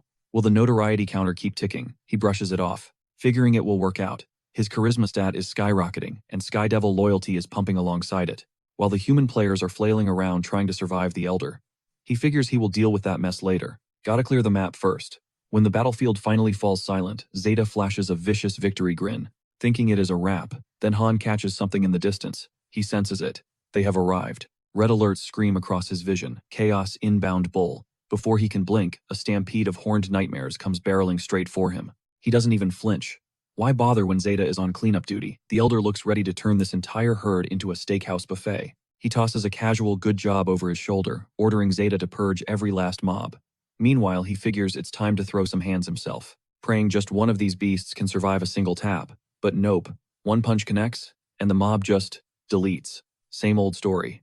At least the payout isn't trash. 18,000 gold coins hit his inventory instantly. Watching that balance tick up, pure serotonin. Motivated by the cash flow, he dives back into the fray while the Elder plays vacuum cleaner with the loot, slaughtering everything that moves. They move like a glitched speedrun duo, absolutely tearing through the map. 2 bystanders watching from the sidelines whisper that these guys have to be out of their minds. One guy tries to play it cool, calling it average farming, but his buddy isn't buying it. There is absolutely nothing average about that sword wielder. He's got to be a battle mage, the friend insists, staring at Zeta. They have zero clue the guy is sitting on a hidden nuke of a skill. They're convinced he's a caster because he didn't flinch while wiping their squad earlier. The friend bets his account the guy is level 50 minimum. Suddenly Zeta rockets into the sky, screaming some cringy line about glory to his lord and master, before slamming down a purple shockwave that vaporizes an entire mob pack in a split second. Even he has to admit, that was a little extra. Whatever results are results. A system chime signals a level up. He tells Zeta to switch to loot goblin mode and grab the stones while his cooldowns reset. Zeta doesn't waste a breath. 7 blue stones secure. The farming speed right now, absolutely insane. Boom. Boss spawn. He decides to wrap this up in Ghost before things get messy. Then he lays eyes on the target, while the spectators freeze. It's the Chaos Bull King, a towering minotaur nightmare flexing a humanoid torso on a bull's body. First time facing one of these freaks. He snaps an order to Zeta, clear the trash mobs now. Grab the drops he commands, eyes locked on the Chaos Bull King sizing up the beefcake. This thing is way thicker than standard field bosses. For this trouble, it better drop a bundle of at least 20 blue stones. The plan, tank a hit, let it live, and feed the kill to Zeta. But before he can even wind up, Zeta signals, high-level signatures incoming. Fast. He does the math, there's no time to drop the boss, before the vultures land. We're out, he barks, cursing the absolute annoyance of it all. The retreat stings. He hates this weakness, but he makes a silent vow. The Sky Devil's glory will return to this continent. Mark his words. He's actually tearing up not over glory, but over those lost blue stones as they dash away, leaving the two witnesses totally bewildered. Safe in his room, he scours the game's notice boards. Was there a stealth patch on monster spawns? 0. Zilch. So why did an unreleased Black Chaos Bull just crash his party? Has to be his -99 luck stat trolling him again. Is this a jackpot or a death flag? Honestly, who knows? Either way, the regret is eating him alive. He should have just punched that cow into orbit and grabbed the loot bundle. Then he hits a forum thread. Players are panicking. Hunting Grounds just got a silent difficulty buff, jumping straight to level 97. Someone posts about a mansion dungeon run turning into a horror show. Black Skull soldiers spawning out of thin air. Mobs so cracked, players couldn't even log out. Another user mentions getting jumped by a giant black bear in the jungle. The chat is exploding with theories that the devs are secretly shadow buffing the game difficulty. Wait, Mansion Jungle, those are the exact spots he hit today. A cold realization sinks in. Is he the glitch causing this mess? He keeps scrolling. Another post pops up. New black monster spotted in the dark desert. That's his beast. And the post mentions a max chaotic player who massacred the cows before fleeing. Apparently that player bailed when the king showed up. But then the high rankers arrived to clean up the mess. And the drop 3 bundles, 30 blue stones per stack. The comments section is losing its mind over the payout. The blood drains from his face. He screams internally. Those vultures just walked away with 90 blue stones. Real tears stream down his face. He's sobbing like a baby over the fortune that slipped through his fingers. He checks his own pockets. 11 stones. 5.5 million gold. He runs the numbers. It's barely enough for 3 days of groceries. After calculating exchange fees, taxes, and his sister's cut, he's left with a measly 15 million won. He can't even buy her a decent gift with that. He glares at his stats screen. With the grind he puts in, he should be parking a luxury car in his own driveway by now. Instead, his trash base level locks him out of the high-tier zones and half his skills are grayed out, crushed under a mountain of penalties. The math doesn't work. He lets out a heavy sigh. There's only one play left. He's power leveling like a total psycho. Meanwhile, the vibe shifts to a sterile office, where a lackey wraps up his intel briefing. He confirms the target stats just spiked off the charts. From the shadows, a silhouette leans back, dropping a heavy question about the Black Chaos Ball. The reporter doesn't stutter. It's legit. That monster isn't just strong. Its power levels just went god tier. The boss reclines the realization hitting him. This ain't some trash mob they're dealing with. He shoots a command to the informant. Keep the raids running but double the headcount. It doesn't matter if they die. Users are just disposable fodder anyway. Replacing them is child's play. The man with the dead eyes steps into the light, Union Director Young Wook-hyun. His subordinate just nods. But before he dips, the director shifts focus to a masked player from Kyoto who's been griefing the entire desert server today. His face turns to stone. He knows it's that same scumbag who's been trolling their alliance since day one. 3 weeks of non-stop grinding later, the system notification flashes level up, but he's not smiling. Finally, he hits level 29 just as Luxo materializes, looking totally stressed out. The old guy is freaking out, convinced his master's gonna crash after marching for 3 weeks straight. It's kinda sweet, honestly. But he waves it off. Even nerfed with all these restrictions, weakness isn't in his vocabulary. He's got a point to prove to his students. He's gonna show them the true glory of this world. He grabs Luxo's shoulder. The old man will live to see the entire server kneel before the Sky Devils. Breaks are for the weak. He's on that 24/7 grind set, charging forward so Luxo can chill. All he asks for is support. That hits Luxo right in the feels. The guy practically bows to the floor, swearing loyalty until his pixels dissolve. But inside, his inner thoughts are way less noble. He's chasing the bag, a luxury penthouse, a sick sports car, and the ultimate flex owning the whole damn building. A greedy grin creeps onto his face until a DM ping kills the vibe. Probably his sister. She slides in asking if he got the notification mentioning how these weird quests are spamming everyone lately. He frowns, clicking open the details to see what the hype is about. Whoa, it's linked to the 7th constellation. Han stares at the UI window. It's a massive challenge event. Objective: wipe out a specific evil faction to unlock the constellation rank and become the guardian of the continent. He pauses. Evil faction. That phrasing sounds super sketch. Is the system subtweeting him right now? He tabs out to the forums to see if anyone else smells a rat. The chat is absolutely blowing up. The whole server is losing its mind over this new drop. He scrolls through the toxicity while his sister lurks over his shoulder. Total mess, she says. He nods. Why is the community always so triggered? He's clueless about the hidden class specifics, but if this ties into the main Olympus lore, the power scaling, it's gonna be game-breaking. Sia asks if he's gonna attempt the run. He laughs, yeah right. No NPC is handing a quest to a player with maxed out chaos stats. He flips the question back to her, but she's hesitant. Honestly, she's grinding so hard for the Union already, she definitely doesn't have the bandwidth. She gets all flustered, mumbling that only jobless rankers or sweaty international players would bother. Good point. But something else is bugging him. The difficulty in his usual farming zones feels secretly buffed, and it clicks. This quest is painting a target on his back, framing the Sky Devil crew as the absolute evil to drive the narrative. If his gut is right, he's about to get ganked by 7 hidden class players simultaneously. Worst case, his dream of a chill life is dead. If he doesn't make a move like right now, he's completely screwed. He needs to power up fast. He jacks back into Olympus, and the second his avatar loads, he drops a bomb on the elders. I'm going solo. The 3 of them look like they've seen a ghost. Immediate meltdown. They're screaming, asking why he flipped the script. It's suicide, they yell. They beg him to rethink. He cuts them off. He knows they're loyal, but his new intel changes everything. The Empire is tracking their movements. The heat is too high. This has to be a solo stealth run. The elders get all choked up, pleading with him to stay safe. He sighs internally since that 7 Constellations quest is live. Bringing an entourage would just aggro the Empire harder. He just needs them to hold down the fort here. They haven't even started the real work yet. He looks at his lovable morons, realizing he needs the other elders to vouch for him as soon as possible. Getting Erda's seal of approval was a lucky speedrun strat, but he still needs 4 more signatures. He somehow patched the resource crisis, so he can finally focus on upgrading the shelter. But man, he's burning through cash so fast his hands are tied. The grind is officially on. His eyes are locked on one goal, hitting level 40 by any means necessary. That is the magic number to unlock the heaven-shattering ghost art and finally decode the cryptic map his master left behind. Plus, it might be the only way to bypass his absolute trash RNG. He knows rare drops like blue stones are basically impossible with his cursed luck, but right now, it is pure grinding time. He dives straight into a pack of black wild bears, ready to paint the forest red. He is planning to power level like a maniac. As the beasts rush him, he obliterates the entire mob in a heartbeat. Suddenly, a system notification pops up. He just unlocked a new ability, Unordinary Powerful Fist. He pauses, wondering if this is the game changer he needs for hunting. But after reading the fine print, he realizes the irony. The skill literally nerfs his own damage output, guaranteeing the monster survive with a sliver of health. Most players would rage, but he starts vibing like he just won the lottery. This is the ultimate farming hack. Now he can weaken enemies and let a pet or someone else steal the kill shot to bypass his garbage drop rates. Feeling victorious, he turns to head home, but a chill runs down his spine. A voice creeps up from the shadows.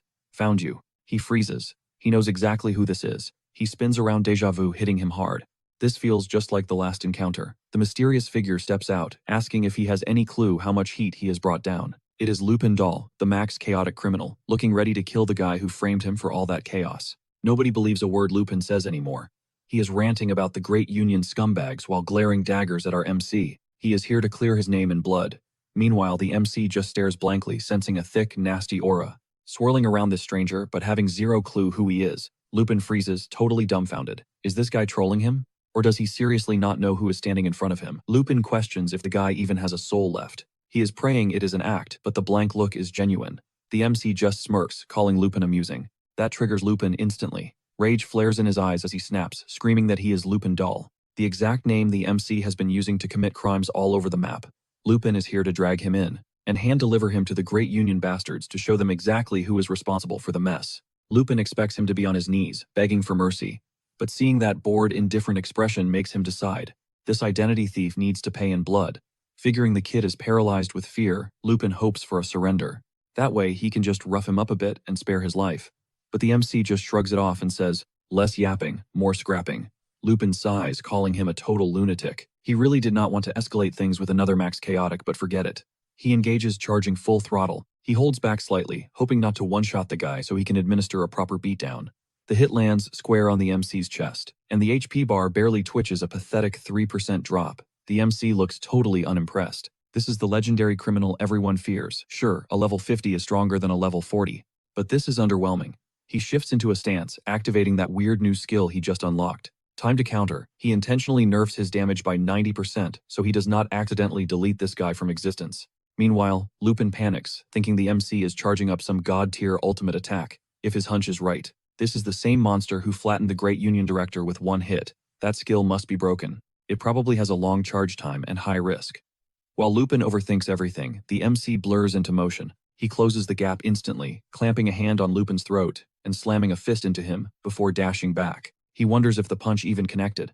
Lupin scoffs, claiming he was a split second too slow. His barrier went up, just in time to tank it. The MC clicks, his tongue annoyed he did not get a clean hit.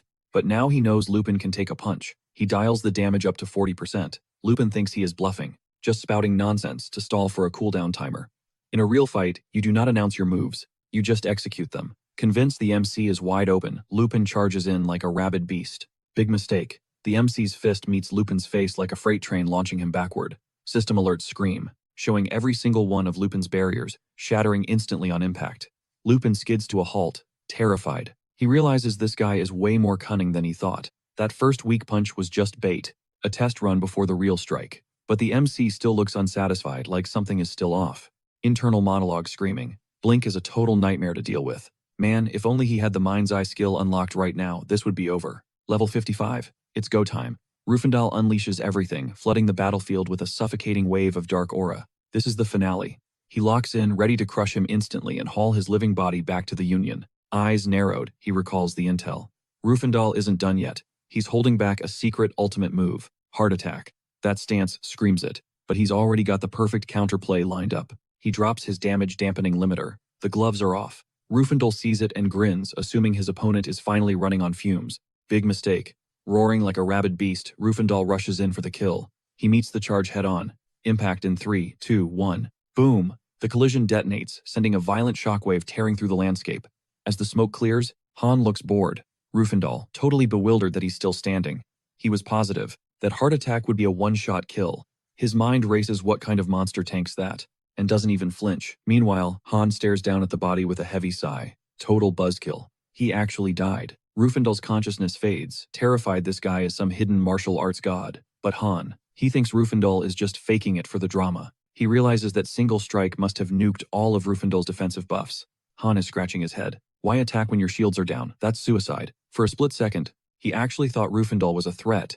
Turns out that ultimate move didn't even shave off 10% of his health bar. Rufendal is dead, but his spirit is hovering right there, listening. He's silently pleading for Han to just shut up already. Han keeps roasting him. Weak damage, he mutters. Why even try a combo when your defense is 0? What an idiot. He wonders how a max-level chaotic player got wiped, with 0 loot drops. Then it clicks. The gear probably shattered during the clash, so there's nothing left to loot. Those sparkly bits earlier, that was his armor. Hearing this, Rufendal's soul basically pukes blood. That gear cost a fortune. Han just shrugs. Figuring broken gear means no drops. Logic checks out. He figures. He's finally ready for the level 50 danger zones. Time to bounce, he thinks. Grinding here is done. Bigger prey awaits. He launches himself away, leaving Rufendal's spirit sobbing in the dirt, cursing him out like a toxic gamer. You bastard, he cries, throwing a spectral tantrum. He's livid that this fake stole his identity. He swears on his grave he'll get payback and smash Han's smug face in. He triggers Soulbind for an instant respawn and dives for his corpse. Blocked. A cloaked figure steps out of the shadows. Ooh, premium crafting material, the stranger whispers. Hood up, face hidden. The guy geeks out over finding such a high-tier body. Talk about lucky RNG. Rufendal panics. Who is this creep and what's he planning? The stranger flicks his wrist and yoink snatches the soul right out of the air. He mutters, shame I missed the other guy. But you'll work. Cold energy radiates as he begins the ritual to twist Rufendal into a mindless corpse puppet. System alert. You are permanently bound. Escape is impossible. The hooded guy smirks. Drop and give me 10. Now. Rufendal is insulted. Like hell he will, but the soul bind kicks in, frying his nerves with voltage until his body moves on its own. He's doing push-ups in the dirt while the stranger cackles, warning him that disobedience equals torture. Rufendal's mind races. What is soulbind? It's not in the database. Gotta be a hidden class. Necromancer. And wait, the voice. This kid is young. The stranger roasts him for being weak. Rufendal's gears start turning. Maybe he can manipulate this kid. If he plays it smart. He forces a grin. Yes, master, he says, immediately bringing up Han. Eyes glowing with malice, he offers a deal. I can help you catch that other guy. Meanwhile, scene switch. Han is at McDonald's with his sis. Her face lights up burgers, exactly what she wanted. She shyly asks for 2, maybe 3. Han grins like a goofball, eyeing the food like it's legendary loot, before inhaling them. Feeding demons was a nightmare, but feeding his sister, easiest quest ever. He watches her eat. She pauses, blinking. Why is her brother suddenly acting so wholesome? Used to be, he'd flip his lid if she grabbed more than 1 burger. Now, it's an all-you-can-eat buffet. She shoots him a skeptical look, asking if his wallet suddenly got heavy. Han just blinks, totally clueless about the guilt trip.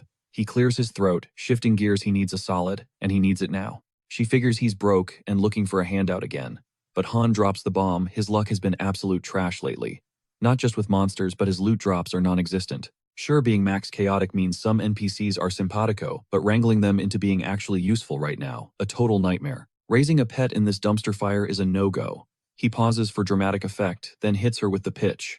How about they launch an entire foundation together? She almost sprays her drink in his face, staring at him like he grew a second head. Is he actually for real right now? Who even does that in this economy? But Han cuts her off. It's not the kind of corporate suit and tie gig she's picturing. She drops some hard truths. Unless he's got insider intel or deep pockets, the Great Union is going to gobble them up, especially with those black monsters swarming everywhere. The market is straight up crashing. She reminds him he's due for a promotion anyway, so stressing about rent or cash, that's yesterday's problem. She tells him to pump the brakes and actually think. Han nods, appearing to soak in the lecture. But he's not backing down. He's got an offer she can't refuse. She lets out a heavy sigh, bracing herself. All right, spill it. Han starts laying out the master plan. Meanwhile, over at Union HQ, the vibe is grim. The director drops the body count. Players are getting deleted left and right out in the dark wilderness. He notes that Max Chaotic swore he wouldn't PK unless someone started it first. The Union leader interrupts, cutting the excuses. They already blasted a PSA, telling everyone to steer clear of the gearless Max Chaotic. But the director's skeptical, the guy in the viral clip. He doesn't think that's Rufundal. He pulls up a leaked video file footage of Han throwing hands in the wild secured just a few days back. Max Chaotic engaged in a straight-up 1 versus 1 PvP. The leader gives the director props for snagging such gold-tier intel. The director critiques the play going on the offensive was a rookie mistake. Once his shield shattered, the kid fought like a cornered animal. Something about it felt wrong. Frame-by-frame analysis confirms it. Han's a god-tier close combat specialist. Martial arts level, insane. The kicker, he looks barely old enough to drive. Director's betting on a hidden class. But looking at that raw, reckless power, the kid definitely hasn't mastered the controls yet. Then comes the curveball. While digging for dirt, they triggered a step-up quest from a noble NPC. The leader leans in intrigued. What's the catch? The director slides a photo across the table. The leader's face darkens instantly. This dude looks literally nothing like the footage. The director nods, confirming he double-checked the intel with the VIP nobles. Apparently, the system slapped the Max Chaotic label on this guy, Ramthedian, meaning wiping him off the map permanently shatters the curse. The director claps back, insisting it is way smarter to hunt a target they actually have data on, instead of chasing phantoms in the dark. The boss just shrugs it off. As long as we secure the stable points, who cares? He glances over, asking how much muscle the director needs for the hit. 30 bodies, the director smirks, fully planning to toss their lowest-tier grunts onto the front lines as literal meat shields to drain the target's stamina. The payout, a measly 100,000 won, for the poor souls who get wiped out while the MVP hitters bag a sweet 300,000 won bonus. One girl raises an eyebrow, questioning if that spare change is actually worth risking a permanent game over. Because getting flatlined inside Olympus. Yeah, the agony translates 100% to real life. The director brushes off her anxiety, hyping up the step-up points and weaponizing their guild's blind loyalty. He is dead certain the grunts will throw themselves into the meat grinder. He caps off his speech with some toxic hustle culture garbage about grinding. While you are young, the leader just laughs it off, agreeing that 300,000 won is plenty of bait, especially since the target has a massive 700 million gold bounty hovering over his head. The director is secretly plotting to skim a cool 200 million right into his own pockets. The boss greenlights the op, totally convinced. 3 million is more than enough budget. He literally does not give a single damn about the body count, as long as his bank account skyrockets. This absolute psychopath wraps up the meeting with a bone-chilling smirk. Cut to the freezing Lepnia Mountains, where Zia finally zeroes in on her brother's location. Han's face instantly glows when he spots her, immediately demanding if she smuggled in the loot he asked for. She nods, but you can see the heavy skepticism painted all over her face. She stares at the stash, wondering how these trash-tier books qualify as study material. They are literally the most basic starter magic guides in existence. We are talking spells so weak that even absolute noob mages would laugh at them. On top of that, she figures grinding for new skills is totally useless, when you are right in the middle of a class awakening. With his completely broken stats, dude should have locked in his main class an eternity ago. He just hits her with a classic quote, asking if she knows the saying, "Give a true swordmaster a literal blade of grass, and they will still slice you to ribbons." She blinks, totally clueless. He smirks, explaining that it is the exact vibe they are going for. When your base stats are straight up god tier, even a pathetic auto attack transforms into an ultimate nuke. He then speedruns the entire mountain of beginner textbooks, downloading every single skill into his brain in literal minutes. He sighs, feeling a bit tragic that a guy with his godly specs is out here role-playing as a discount one-punch man. Suddenly, reality smacks Zia in the face. He still has not picked his class. The realization hits her so hard, she gets verbal whiplash. He just shrugs, pointing out that is exactly what he has been trying to tell her. She immediately goes into full meltdown mode, pacing like a maniac, trying to compute how a guy with universe-breaking power is still technically jobless. Life is officially rigged. She straight up abandoned her cushy guild gig because she bet everything on his potential, and this guy is still rocking the unemployed title. Her brain simply stops processing the absurdity. She glares at him, muttering that he better take full responsibility for her future, since she just went all in on his crazy schemes. Han already knows the massive sacrifice she made, and beneath his casual attitude, he is genuinely insanely grateful for her trust. His ultimate goal, resurrecting the fallen Han family legacy together. To test his new toys, he casually throws a rookie healing spell straight at his sister. She rolls her eyes so hard, she sees her brain convinced this pathetic level 1 magic will not even scratch her lingering debuffs. But he tells her to hold up and watch. In seconds, the basic heal forces her flesh to weave back together flawlessly. Even so, her skeptic mode is still fully activated, and she asks to chug an HP potion just to be safe. Han smirks and tells her to check her status window. Her jaw practically hits the floor when she sees her health bar shining bright green, completely maxed out. Her brain totally short-circuits trying to process the math. Without missing a beat, he follows up by slinging a massive attack and defense buff her way, hyping her up to test drive her newly juiced stats. She glances around, utterly lost. Who the hell is she supposed to punch out here? She figures she should go hunt down some low-tier skeleton mob. Instead, Han casually points over her shoulder. "No need to go looking," he says. She whips around, and her soul almost leaves her body as she locks eyes with an absolute unit of a black bear. This is not some fancy magical summon. It is a massive, snarling predator charging straight at her. Pure, unfiltered panic freezes her in place, as she mentally screams, wondering if her psycho brother seriously expects her to solo a boss-level threat that usually requires a full geared-up raiding party. Flash forward exactly 3 minutes, against all odds, she actually manages to flatline the beast. Sweating, she declares this entire situation completely unhinged yet undeniably badass. He hits her with an "I told you so" smirk, asking if the trust issues are finally cured. She nods, fully converted, especially after digging a glowing blue core out of the bear's carcass, a sweet drop that could easily fetch 5 million won on the black market. He drops a reality check fencing that to the official union would only net her a pathetic 100,000 won cut, but since they are playing the rogue freelancer route now, every single penny of that loot stays in their pockets. He then reveals his next master plan, power leveling her straight to level 45, deep inside the field of darkness. She is totally game, so the duo rolls out. The second they step into the zone, he casually strolls through the danger like he owns the place, while a literal stampede of aggroed monsters trails right behind him. Zia jumps into action, speed chanting her incantations. She unleashes devastating magic right into the herd of charging chaos cows, nuking them with a massive lightning bolt, while he plays the ultimate tanking bait. He shouts out a casual, "nice shot," as glowing blue loot stones practically rain from the sky. They manage to hoard a massive stash of 18 stones. Her eyes practically turn into dollar signs, letting out a massive squeal at the insane payday ahead. We're talking 90 million won. She playfully flexes that with that kind of cash she could straight up launch her own burger franchise. He sweeps his gaze across the barren landscape, sensing an eerie quiet. His mind races. Did a dark tier beast start dropping into this zone? Because this farming spot used to be packed tight. Out of absolutely nowhere, a duo of rogue players jump them from the shadows. They're itching to bag that massive max chaotic bounty. But our boy barely breaks a sweat, effortlessly swatting one away like a pesky mosquito, while keeping his true stats heavily nerfed. He's deliberately serving them up on a silver platter, so his sister can snag the final strike and vacuum up their drops just like their last run. She easily drops the attacker and snatches the shiny loot. Pausing for a second, she genuinely questions if they just committed highway robbery. He immediately shuts down her guilt trip. As long as the server assumes he's just a trash tier, max chaotic, nobody with half a brain is going to try and test him. But if they do, he's ready to obliterate them on sight. Tilting his chin forward, he motions toward a literal legion, storming right in their direction. Her eyes lock onto this heavily armored dude radiating hardcore veteran energy, easily hovering around level 50, commanding a massive strike force. The horrifying truth smacks her right in the face. This entire mob pulled up specifically to hunt her brother down, a fact he casually nods to. Full-blown panic sets in. She begs him to dip before they get wiped, but he knows escaping is completely off the table. She practically hyperventilates in pure terror. Right on cue, a glowing red system prompt brutally locks them in. Combat mode engaged, no logging out until every last hostile drops dead. He bluntly tells her to chill out, promising he's got this totally under control.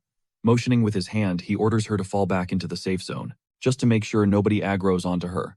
A deeply psychotic smirk creeps across his face as he stares down the ocean of attackers. All these sweaty tryhards showing up just to jump one guy. He openly declares a truce. If they keep their weapons sheathed, they get to keep their lives. The guild commander spins around, rallying his troops and marking our boy as the ultimate max chaotic target. Ripping his blade from its scabbard, he barks at the squad to stick to the raid strategy and clear his attack radius. Turns out this arrogant shot caller is an executive director who goes by Jin. His backline casters start rapid firing, a crowd control hex to root our hero to the ground. But instead of fear, utter boredom washes over the protagonist's face. He literally offered them a free pass to walk away breathing. Sadly, diplomacy was never an option for these guys. In a split second, he shatters the magic chains like cheap glass and hurls a roaring fireball straight into their ranks. Jin just rolls his eyes, scoffing at such a basic starter spell. The commander barks at his front line to pop their defensive barriers. Jin is totally convinced that even if the spell hits hard, their target is just a brawler, blindly spamming magic, making those pathetic flames completely useless. He queues up his damage dealers, ordering them to chain their stuns the exact second the smoke clears. Every single player on that field is absolutely foaming at the mouth for that 3 million won prize pool, falling in line like a pack of trained dogs. Meanwhile, our guy just stares blankly, genuinely trying to remember which guild he's about to wipe out today. The last raid party was led by some dude named Rufundle. Boom! A catastrophic blast absolutely obliterates the battleground. Jin barely clings to his health bar, hacking up dust as his brain tries to process the sheer destruction. His entire massive raid squad, completely flatlined. He rapidly blinks his mind, short-circuiting at the sight of his elite forces, turned into glowing respawn dust. All from a supposed physical brawler chucking a tutorial-level fire trick. Screaming for a full retreat, he desperately tries to calculate the math behind this absolute bloodbath. Cold sweat drips down his face. Is this monster actually a hidden magic class? No, the stats just don't add up. Because if he was genuinely a top-tier caster, those low-level root mechanics wouldn't have even scratched his resistance bar. But the most terrifying part, the guy hasn't moved a single inch from where he spawned.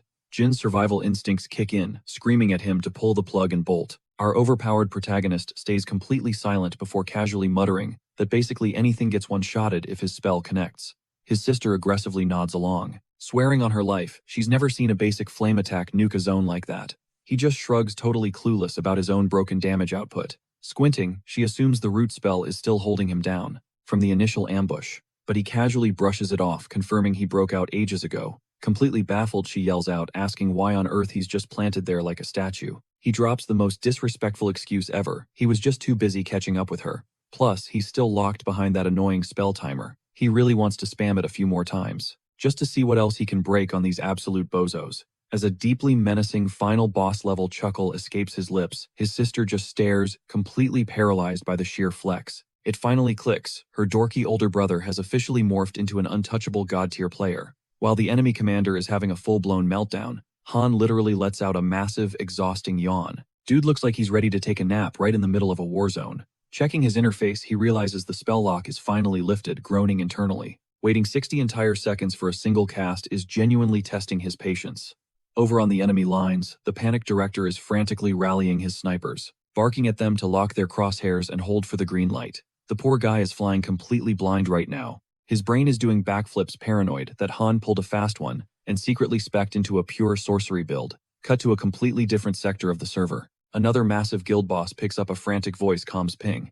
It's Jin screaming through the mic and begging for immediate reinforcements, because the situation just went totally nuclear. Sweating bullets, he frantically explains that their intel was garbage. Han isn't running a brawler class at all. They desperately need level 30 plus heavy tanks, with massive magic resist stats dropped in immediately.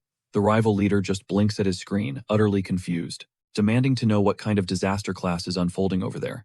Jin grimly admits 3 of their elite guys are already permanently offline, but he falsely reassures him, claiming the psycho is still chained up in a crowd control trap. Even with that cooldown locking him down, this dude knows they gotta wrap this up yesterday, before Han turns the rest of his crew into absolute dust. The Union boss realizes their intel was total garbage, but honestly, he could not care less, just brushing it off as Han, having way more brain cells than they banked on. He orders Jin to hold the line since backup is already rolling in, figuring that even if they gotta slice up the bounty later, flooding the zone with extra bodies is 100% the play right now. Cutting back to the bloodbath, Jin screams at his archers to lock and load. Since Han is still visibly frozen by the hex, this absolute clown jumps to the galaxy brain conclusion that our boy is just a squishy mage. Convinced this is their ultimate window, he signals the firing squad, but Han just drops the most diabolical smirk. The second vanguard unloads their firearms, while wave number 3 makes it rain arrows.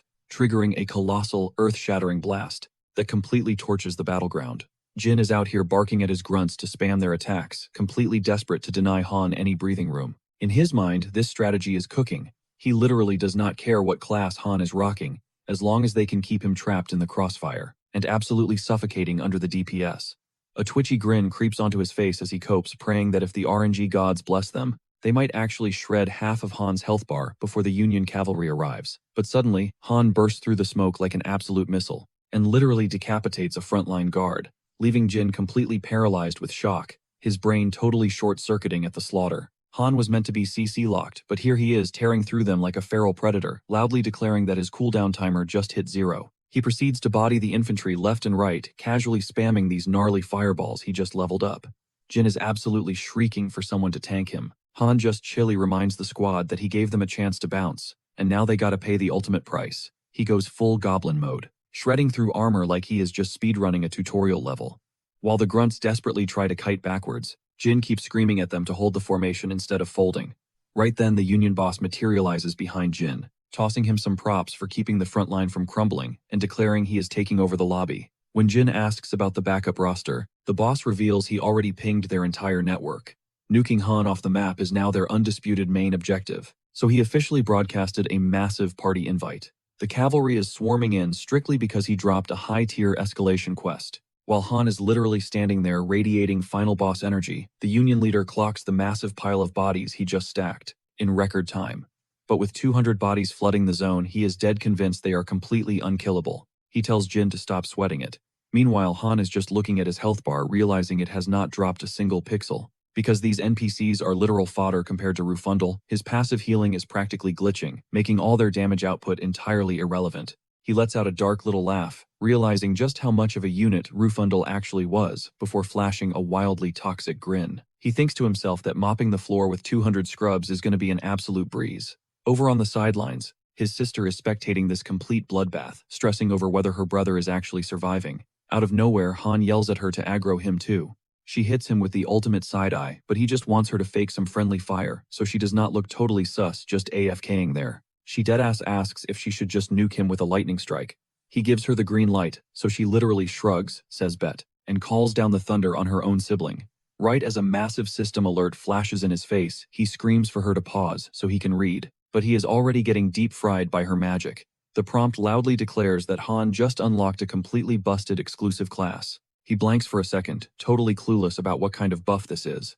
The system announces he has hit absolute peak chaos energy. Because his killer stigma has been turning pitch black, he knew an evolution was coming, but he definitely did not expect this massive jump scare. The interface literally morphs his status into a divine slaughter constellation. With his criminal record going viral across the entire map, his stats go completely through the roof, his eyes lighting up like a demon. He pulls up his achievement tab, which literally brands him the most vile executioner, born from raw slaughter aura. Like yeah, the stat boosts are absolutely insane, but being named the continent's ultimate serial killer feels just a bit dramatic. He lets out a sigh, fully realizing he is speedrunning. The pure villain skill tree. While he keeps dropping bodies left and right, he spots that every single digital felony he racks up is basically maxing out his rep with the Sky Devil faction. He also clocks a brand new passive trait that is going to be absolutely cracked whenever he throws down against a legit hero class player. Han is literally theory crafting all of this while casually dicing up the mob in front of him. Meanwhile, these clueless NPCs are having a full meltdown trying to guess if he is a brawler or a mage. They are completely lost in the sauce, having zero idea what flavor of final boss they just aggroed. Han hits them with a menacing smirk and casually flexes that he is literally still classless. Hearing that absolute flex makes the entire squad freeze in pure terror, questioning what kind of freak of nature this dude is. The chief director spins around to President Zhang, asking what the hell their counterplay is. President Zhang realizes the meta just shifted, and things are extremely volatile right now. The boomer instantly assumes Han is just gatekeeping his real build, so they cannot counter his kit, well aware that every single job path has a massive Achilles heel. The president signals Director Jin to back him up, completely convinced they can crush Han themselves. He loses his mind, screaming at Han, and branding him a literal trash-tier criminal. He promises to drag out Han's deepest weaknesses and utterly delete his existence. Yeah, right. Han absolutely shreds the duo without even breaking a sweat. He flexes casually, dropping the fact that weaknesses just do not exist in his world. Stretching out his muscles in a literal sea of bodies, a random thought suddenly smacks him in the face. His one and only flaw. He is completely lacking any massive area of effect skills. Letting out a heavy sigh, he realizes he needs to hardcore grind his levels and cop a massive spell as soon as possible. Out of nowhere, his sister asks if they can test out some wild theories together. He arches an eyebrow, totally suspicious of whatever she is cooking up. She drops a bomb, guessing he might have accidentally unlocked a hidden ultra-rare class quest. The duo marches straight into a dungeon zone. Warning him to brace for impact, she starts stacking up heavy buffs.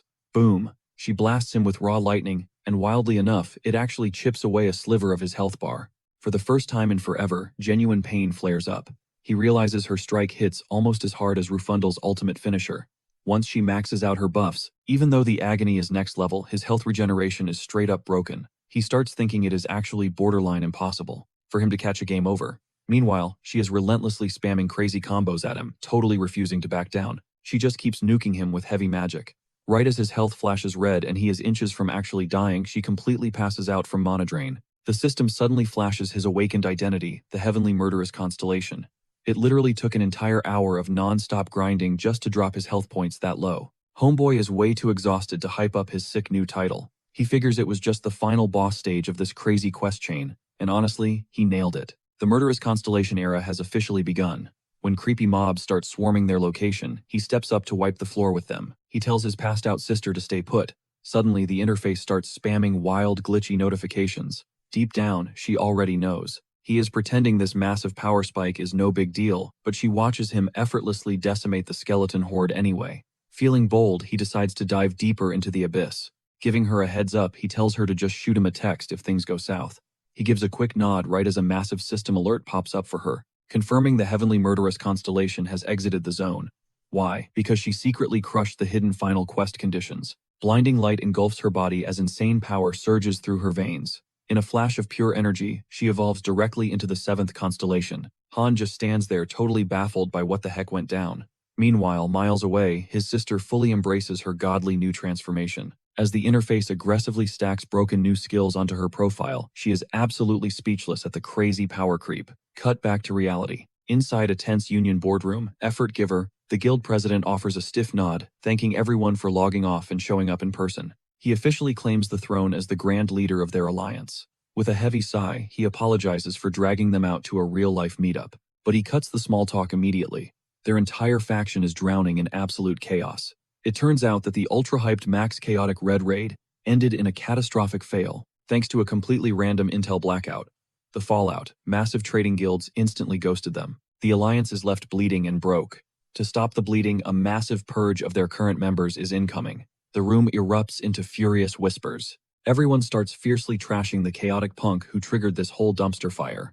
They secretly bet their leader is severely cracking under the insane pressure. But suddenly, a totally unhinged smirk creeps onto his face. The truth. Every single piece of this disaster is playing out exactly according to his master plan. He offers a slick formal apology, announcing they are indefinitely freezing the failed quest. He openly admits he has zero clue when they will ever beat it, but swears on his life that once they do, every single survivor will secure massive step-up points. He figures tossing them that juicy bait will keep the dogs at bay for now. He wraps up by hoping their next meetup pops off with way better vibes and a heavily fortified alliance. Knowing damn well there is an endless queue of tryhards begging to join the manipulative old dude, does not lose a single wink of sleep over mass-kicking people. His only real focus, doing massive damage control with those elite trading companies before everything completely tanks. Sinking deep into his plush massage chair, he preps his dive back into Olympus. He stews over the fact that none of this messy drama would even be happening if that monster had just died in the dungeon alongside his goons. Trying to salvage a completely nuked reputation is always a massive headache. Still, he is fully ready to roll the dice. Wiping that arrogant bastard off the server is their one and only ticket to reviving the Alliance's glory. Even if it forces him to burn the 1 billion gold he and the corrupt board directors embezzled. Phasing into the virtual world of Olympus, his mind races. A bounty that massive has to be enough to completely erase Han from existence. The moment his avatar spawns into the city, he ghosts straight into a shady tavern. The bartender drops a polite nod, clearly digging for intel on why a VIP is slumming it today. The twisted old guy slides a hit list photo across the sticky counter, demanding an assassination contract for the Murder Veil Guild. The fixer squints at the picture. He raises an eyebrow, instantly recognizing how insanely broken the target is. But with a cocky shrug, he guarantees Murdervale can execute the job. Then he demands the bag. Without even blinking, the president dumps an insane 1 billion gold straight on the table. The fixer smirks, claiming 3 days is all they need to bury the kid. The old man already knows the stakes. Murder Veil and Black Floral Group run the entire Empire's underground as the most lethal assassin syndicates alive. That max chaotic edgelord is about to get utterly deleted. Dumping 1 billion gold in a single transaction physically makes him sick to his stomach, but he copes by imagining the massive payout. Once Han is a rotting corpse, they will farm back 7 times that amount while step-up points literally rain from the sky. Stepping out of the safe zone and into the wide open is his ultimate galaxy brain play. Now, he literally just has to survive out here for 72 hours. Except the absolute second, his boot crunches on the forest floor, a shadow blurs past, completely detaching his head from his shoulders and sending him straight to the lobby. Fading to black, it slowly clicks that he just got assassinated. His brain is entirely short-circuiting though, because his radar did not pick up a single ounce of killing intent. Right on cue, a translucent system window flashes in his vision, letting him know he is stuck hovering around as a literal phantom until he completely logs out. Spinning his spectral camera around, he spots this masked dude, totally unbothered, casually tossing down a paper slip, stamped with the infamous Black Floral Group logo. He just floats there, blinking in pure confusion, trying to connect the dots on why this elite hit squad just put a bounty on his head. The masked assassin drops a cold one-liner, promising this is merely the prologue of his execution orders. Smash cut over to the ultra-grim Murder Veil headquarters. An underling is sweating bullets while updating his boss, confirming he outsourced the hit to the floral crew exactly as instructed. His superior smirks, fully convinced their target is already pushing up daisies. A seriously sinister grin creeps across the boss's face. The time has finally arrived for him to step out of the shadows and personally execute this wild agenda. His lackey mumbles that they could have easily clapped the old guy in house. Instantly, the big boss rises from his throne. A suffocating pitch-black pressure explodes from his body, freezing the oxygen in the room. He snarls at the lackey to zip it and fall in line unless he wants his free trial of living cancelled right here and now. The crimson-haired shot caller practically shatters the floorboards just by flexing his monstrous energy. He barks out a brutal declaration. He is taking this specific bounty into his own hands and orders his guy to broadcast the news everywhere. The minion lets out a ragged, trembling breath, thanking his lucky stars he did not just get decapitated. Striding out into the open air, the red-haired tyrant gets completely lost in his own hype. It is showtime for the ultimate menace, absolute evil Han. For 3 solid decades, this guy has sat untouched at the peak as the mastermind behind Murder Veil. Through all those gritty years dodging death, that flawless final boss energy he has been desperately craving is still missing a few puzzle pieces. He guesses the system is probably gating his power behind hidden restrictions, but he is fully ready to tear down those walls himself. Going by the title Second Elder Yorhan, this absolute unit intends to give Han an up-close and personal vibe check, seeing if the dude actually deserves the crown of absolute ruler. Cut to an entirely different vibe. Han is literally glitching out in shock after clocking that his little sister has already bulldozed her way to level 30. She hits him with this massive smug grin. She flexes how ever since she bagged that class upgrade, her experience bar has been printing levels like an infinite money glitch. Bragging hard, she announces she is now officially the 7th constellation. Rocking the pure white mage title, she has straight up cracked level 31. He tries to reality check her about having 0 step-up points left in the bank, but she brushes the warning off like dust on her shoulder. According to her, those points are basically irrelevant trash-tier mechanics now that she is sitting comfortably in a god-tier constellation seat. Internally, she is totally geeking out, finally understanding why gamers grind their sanity away for secret class changes. The sheer power trip is insanely addicting. Despite the massive ego boost, she drops a genuine thank you, totally aware she never would have pulled off this insane speedrun without his carry. His brain is doing gymnastics, realizing she likely triggered the evolution condition literally just by landing a single attack on him. If his mere existence hands out buffs like that, his villain status is off the charts. She casually suggests they party up for a raid soon. Panic starts brewing in his chest. If all 7 of these mythical heavyweights can farm levels this effortlessly, completely ignoring the point economy, his endgame survival odds are looking incredibly cooked. The guy literally just wanted a low-key life, filled with elite snacks and 0 drama. But with this broken scaling, his own sibling hitting the level 99 cap is basically a guaranteed prophecy at this point. Because she was rolling with his squad back in that massive Dark Zone domain expansion, he forcefully equips her with some heavy-duty perception-blocking gear. This lets him slide into her direct voice lines securely, totally bypassing the world chat that could potentially dox her. Out of nowhere, she sweetly asks if she can just keep casually smacking him, with magic blasts for passive farming. Right on cue, a glowing system prompt violently hijacks his vision. It blasts a red alert that she just evolved into a legit platinum-tier hero. He mentally facepalms, realizing that if she is hitting platinum just by scratching his health bar, It is going to attract a tsunami of sweaty tryhards tracking his every move. He gives her the green light to keep using him as a punching bag, but seriously begs her to chill and not accidentally send him to the respawn screen. Her face absolutely radiates joy. But then that smile twists into something totally unhinged as she casually jokes about hoping to claim his final boss, Kill out in the wild one day. After all, just bullying him has already power leveled her stats to the moon. With a legit yandere glint flashing in her irises, she straight up asks for permission to end his life. Sweating drops of pure stress, he furiously reminds her they share the same DNA. She fires back with the ultimate gamer logic. It is just a simulation, and they can totally split his drop pool 50-50. Giving up on the argument, he sighs and promises that if his HP ever hits absolute zero, she gets first dibs on the execution. Getting the official stamp to assassinate her own flesh and blood has her bouncing off the walls with hype. He only caved because a tiny part of him is morbidly curious, but deep down, he is desperately wondering why the hell his sister is so hyped about permanently deleting him.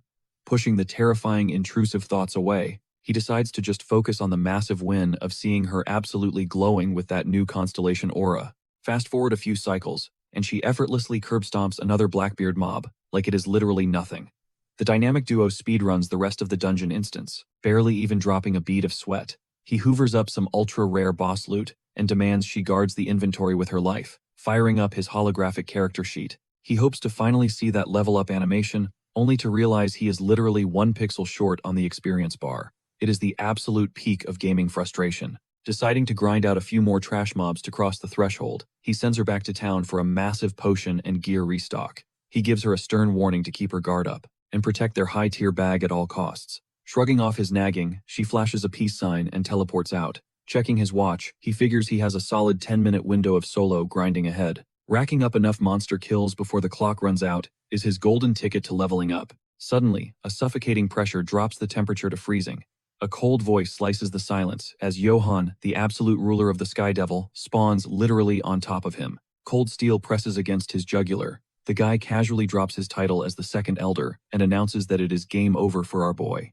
It is a lethal pop quiz to prove he actually deserves the absolute ruler crown. One wrong move means he gets packed up in a body bag on the spot, and the Murdervale faction is itching to drop a bounty on his head the second he slips. Right on cue, the system chimes with a fresh objective. Difficulty rating, a solid SS for surviving Johan's sneak attack. Red warnings flood his vision as the interface screams danger, reminding him that out of all 12 Sky Devil elders, this dude is the undisputed goat of staying off the radar and slitting throats. So the mission is painfully simple: clap the second elder and force him to put some respect on Han's name.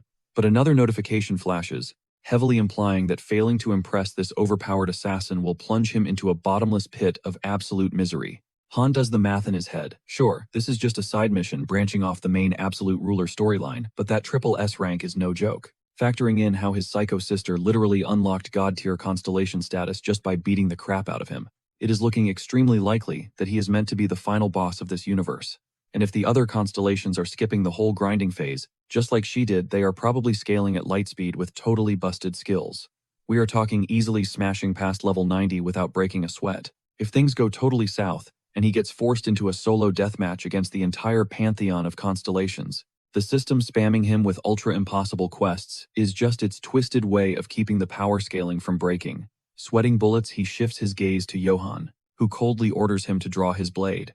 Han instantly realizes he is getting totally played here. The assassin already knows damn well our guy is completely unarmed. Why the hell does he even need to jump through hoops for this shadow ninja? Johan just stares back deadpan, waiting for the punchline. Han quickly pieces it together. If Johan genuinely wanted to pack him up, he would not be standing here yapping. This proves the assassin is just another die-hard simp, praying for the Sky Devil's grand return. Honestly, it tracks perfectly for a zealot like him. Switching gears, Han bluffs, reminding the assassin about a super-secret restriction he is dealing with. A seal that is supposedly seconds away from breaking. Watching Johan slowly sheath his dagger, Han leans into the act, admitting his current stats are absolute trash. He plays the victim card, whining that shattering this massive handicap takes forever. He drops some heavy lore, guessing the whole squad has been desperately waiting for his glorious comeback. If they can just chill for a minute, he promises to ascend to his rightful throne as their supreme overlord. He sells the lie with unbreakable confidence. Then he flips the script, questioning why Johan is so eager to snuff out the only hope they have left. Sure, the elder is impatient, but Han asks if he is really ready to swallow that colossal regret later on. That completely shuts the assassin up. The hesitation in Johan's eyes says it all. The dude is eating up the cap like absolute gospel. Time to go all in and secure the bag. Han acts humble, acknowledging that he probably looks like total fodder at the moment. But he promises that he is about to unleash the legendary heaven-shattering ghost art inherited from his master. He just needs 10 flat minutes. The elder's jaw practically drops as he echoes the sacred technique, desperately asking if Han is actually talking about that mythical martial art. The disbelief is radiating off him. Han keeps a straight face, claiming that if the elder spots him just a fraction of time, he will drop a live demonstration right here. Taking the bait to witness history, Johann fades back into the shadows, granting him exactly 10 minutes to deliver. A holographic timer bursts into view, confirming his 10-minute survival window, courtesy of the assassin's gullibility. A massive breath escapes his lungs as the sheer terror fades, letting him enjoy this temporary stay of execution. His experience bar is sitting right at the edge. He literally just needs to body a couple of low-tier mobs to level up.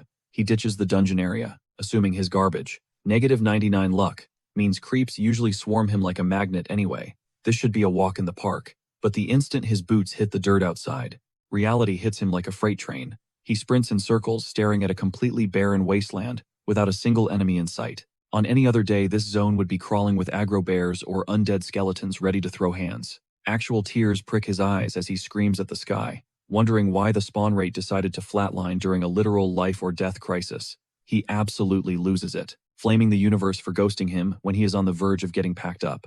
The interface flashes red 30 seconds until his bluff gets called. A dark thought creeps in, maybe squaring up and throwing hands with the elder would have been less pathetic than this. Then, the memory of that razor-sharp dagger pressing against his throat shuts that delusion down real quick.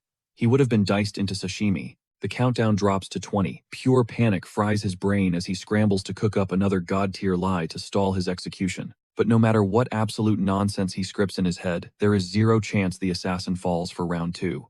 Just as hope vanishes, his little sister explodes onto the scene out of thin air. Screaming that she has been tracking his location, he instantly barks at her to run for her life because this zone is highly lethal, but she just shoots him a totally clueless glare. She sprints straight at him, dragging a massive, earth-shattering mob of furious monsters right behind her. She flexes how she broke her back, dragging this entire mob of monsters right to his doorstep. For a split second, he just stands there, totally dumbfounded, then absolutely loses it, cackling like a total psycho as he launches himself forward.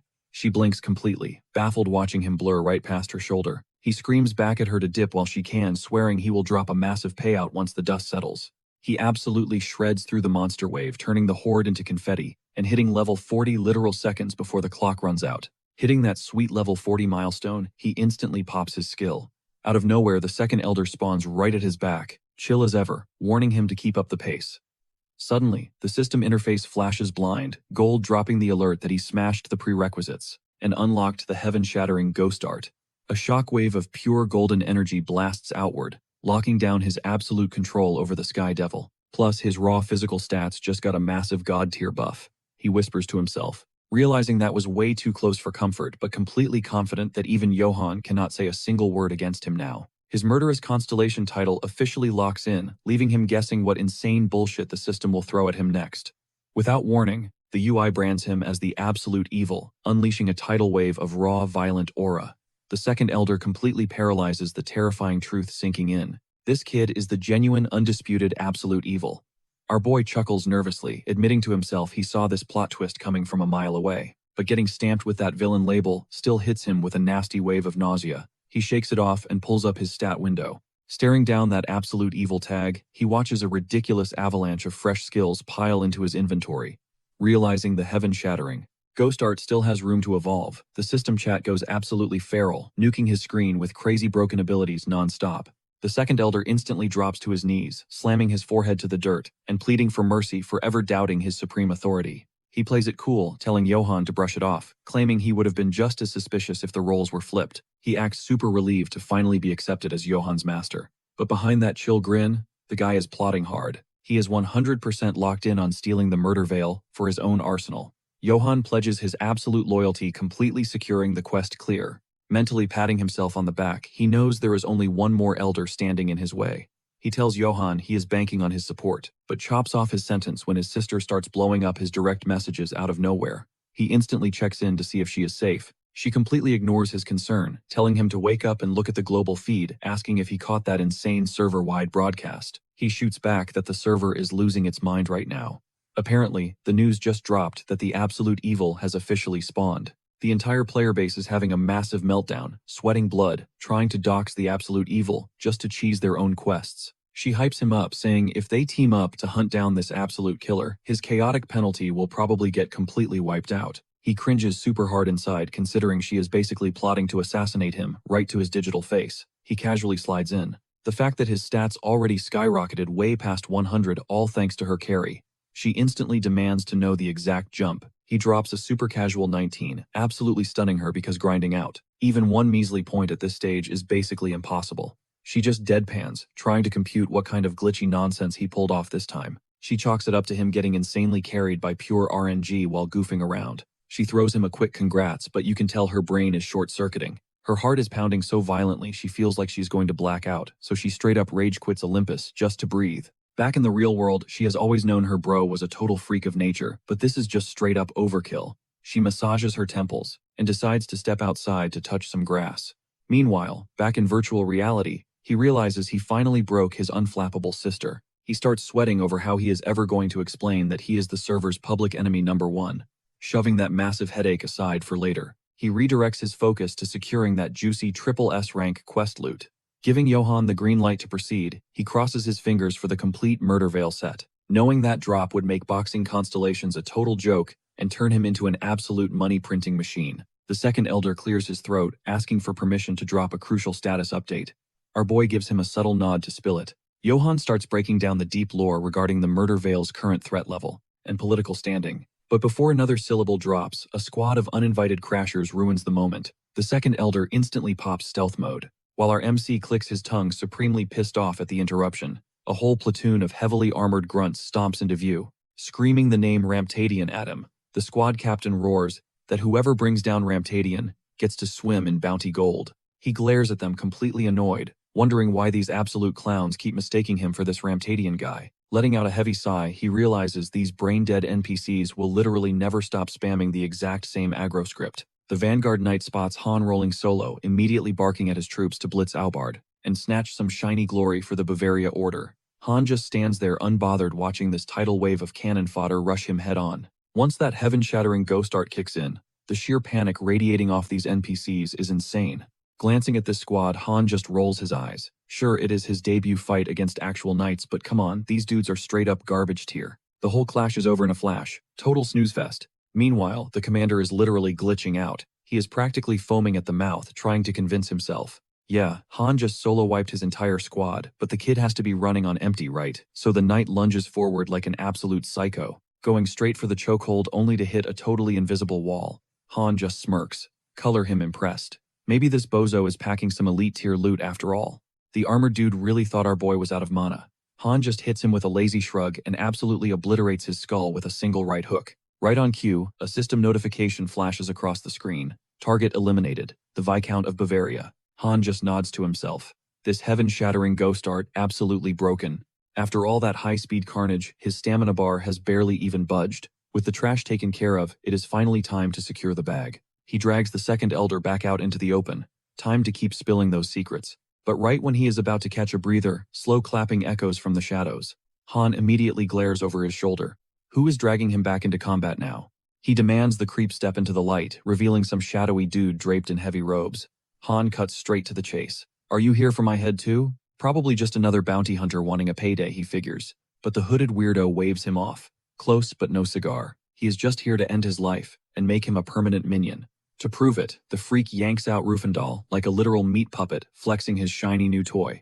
Boom! Han instantly recognizes the exact jerk who took him out before. He is dead-eyed, staring right through the criminal, while Professor Dally just facepalms super hard in the background. Dally admits their boy really dropped the ball on this one. The hooded menace just smirks completely, agreeing that Han is destined for the leash. Rocking a totally unhinged villain smile, he keeps yapping about hitting the jackpot with these premium free-of-charge bodies. He promises to take super good care of Han once his free will is gone. Then he drops the classic necromancy wake-up spell, and just like that, the entire army Han just wiped out snaps back to life. The Viscount and his fallen knights stagger upright like extras in a horror flick. Realizing this edgelord is a straight-up necromancer, Han watches the zombie squad lock onto him with pure, unfiltered bloodlust. It hits him. This guy is definitely rocking a rare hidden class. These are not your basic brainless zombies. They kept their full personalities and past memories. The craziest part, his usual stat reading skills are completely glitching out on them. If anything, this undead squad looks way more dangerous now than when they had pulses. The zombified Viscount instantly starts pledging allegiance to the robed freak, bound by some dark soul pact, swearing to lay down his unlife for his new boss. Han quickly realizes this revivability is top-tier, ridiculously overpowered nonsense. The dead noble pivots back to Han, itching for round 2. He is absolutely certain our protagonist is completely cooked this time. But before a single rusted blade can swing, the entire undead army just completely paralyzes. Han tilts his head, wondering what is glitching out their system. Cue the system notification dropping massive lore. Thanks to his absolute evil title, Han basically has VIP override codes for anything related to dark magic. His new ghost art is completely hijacking the necromancer's signal. The hooded edgelord starts sweating buckets, utterly baffled as to why his meat puppets are offline. He is screaming out attack commands, but it is totally pointless. Han just snatched the admin privileges right out from under him.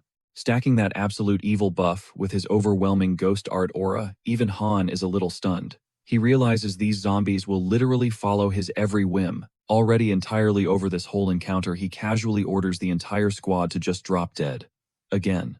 Rufendal suddenly realizes he is about to get dusted twice while his so-called master is having a full-blown meltdown. Han just flashes a wicked grin. Yep, Rufendal is officially part of the zombie club. Testing out his shiny new authority, he realizes Rufendal is totally chained to his command. So he orders the guy to start doing some aggressive jumping jacks. The guy tries to fight the command, but a massive surge of purple lightning zaps through his limbs, forcing him to bounce around like a total circus clown. The necromancer is just frozen in place, totally clueless on how to fix this disaster. Han slowly locks eyes with the guy and casually asks for his age. The kid actually stammers out that he is 19, instantly regretting it.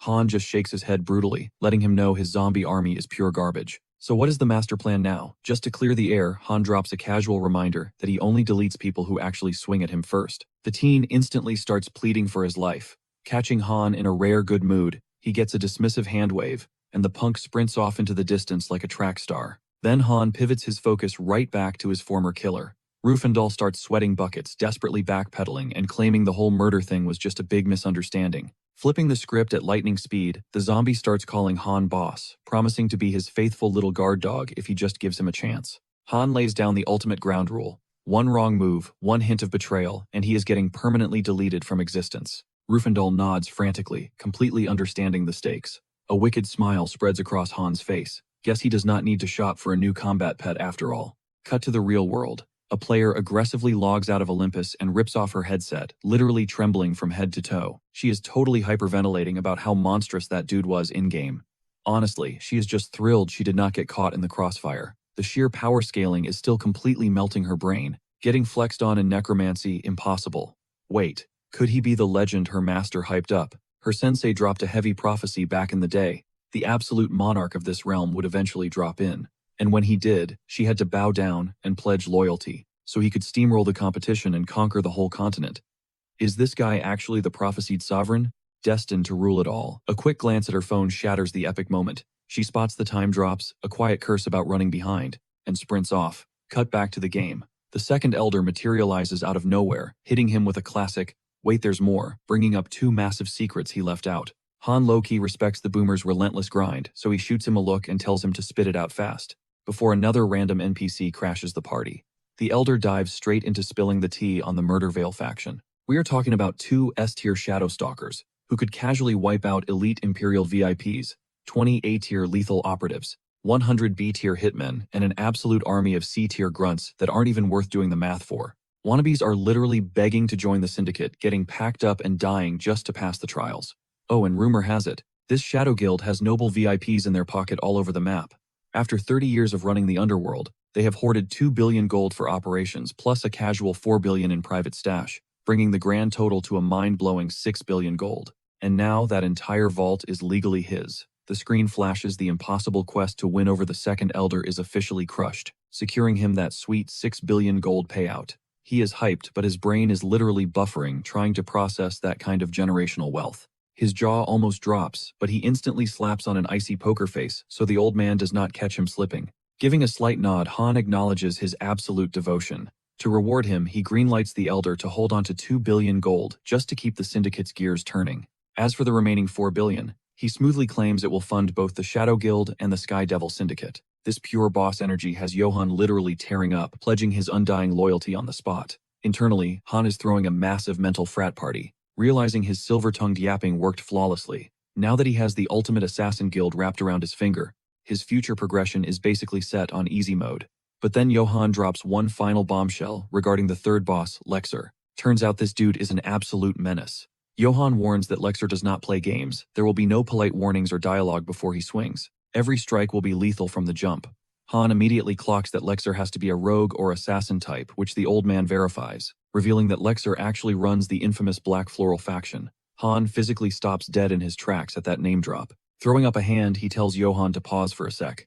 Swiping open his system interface, he notices 2 cosmic constellations have already locked in their avatars. But honestly, he gives zero flips about their identities. If those cosmic entities want all the smoke, they are welcome to pull up. With his own sister sitting comfortably as the 7th constellation and the Shadow Guild in his back pocket, he is untouchable. Suddenly, his phone gets absolutely nuked with text from C, leaving him confused about why she is spamming him. He assumes she made it back to the apartment, but the vibe feels completely off. Did she somehow catch wind of the 1st and 2nd constellations making their move? Nope, Sia instantly shuts that theory down. This situation is next level urgent. She just crossed paths with her bestie.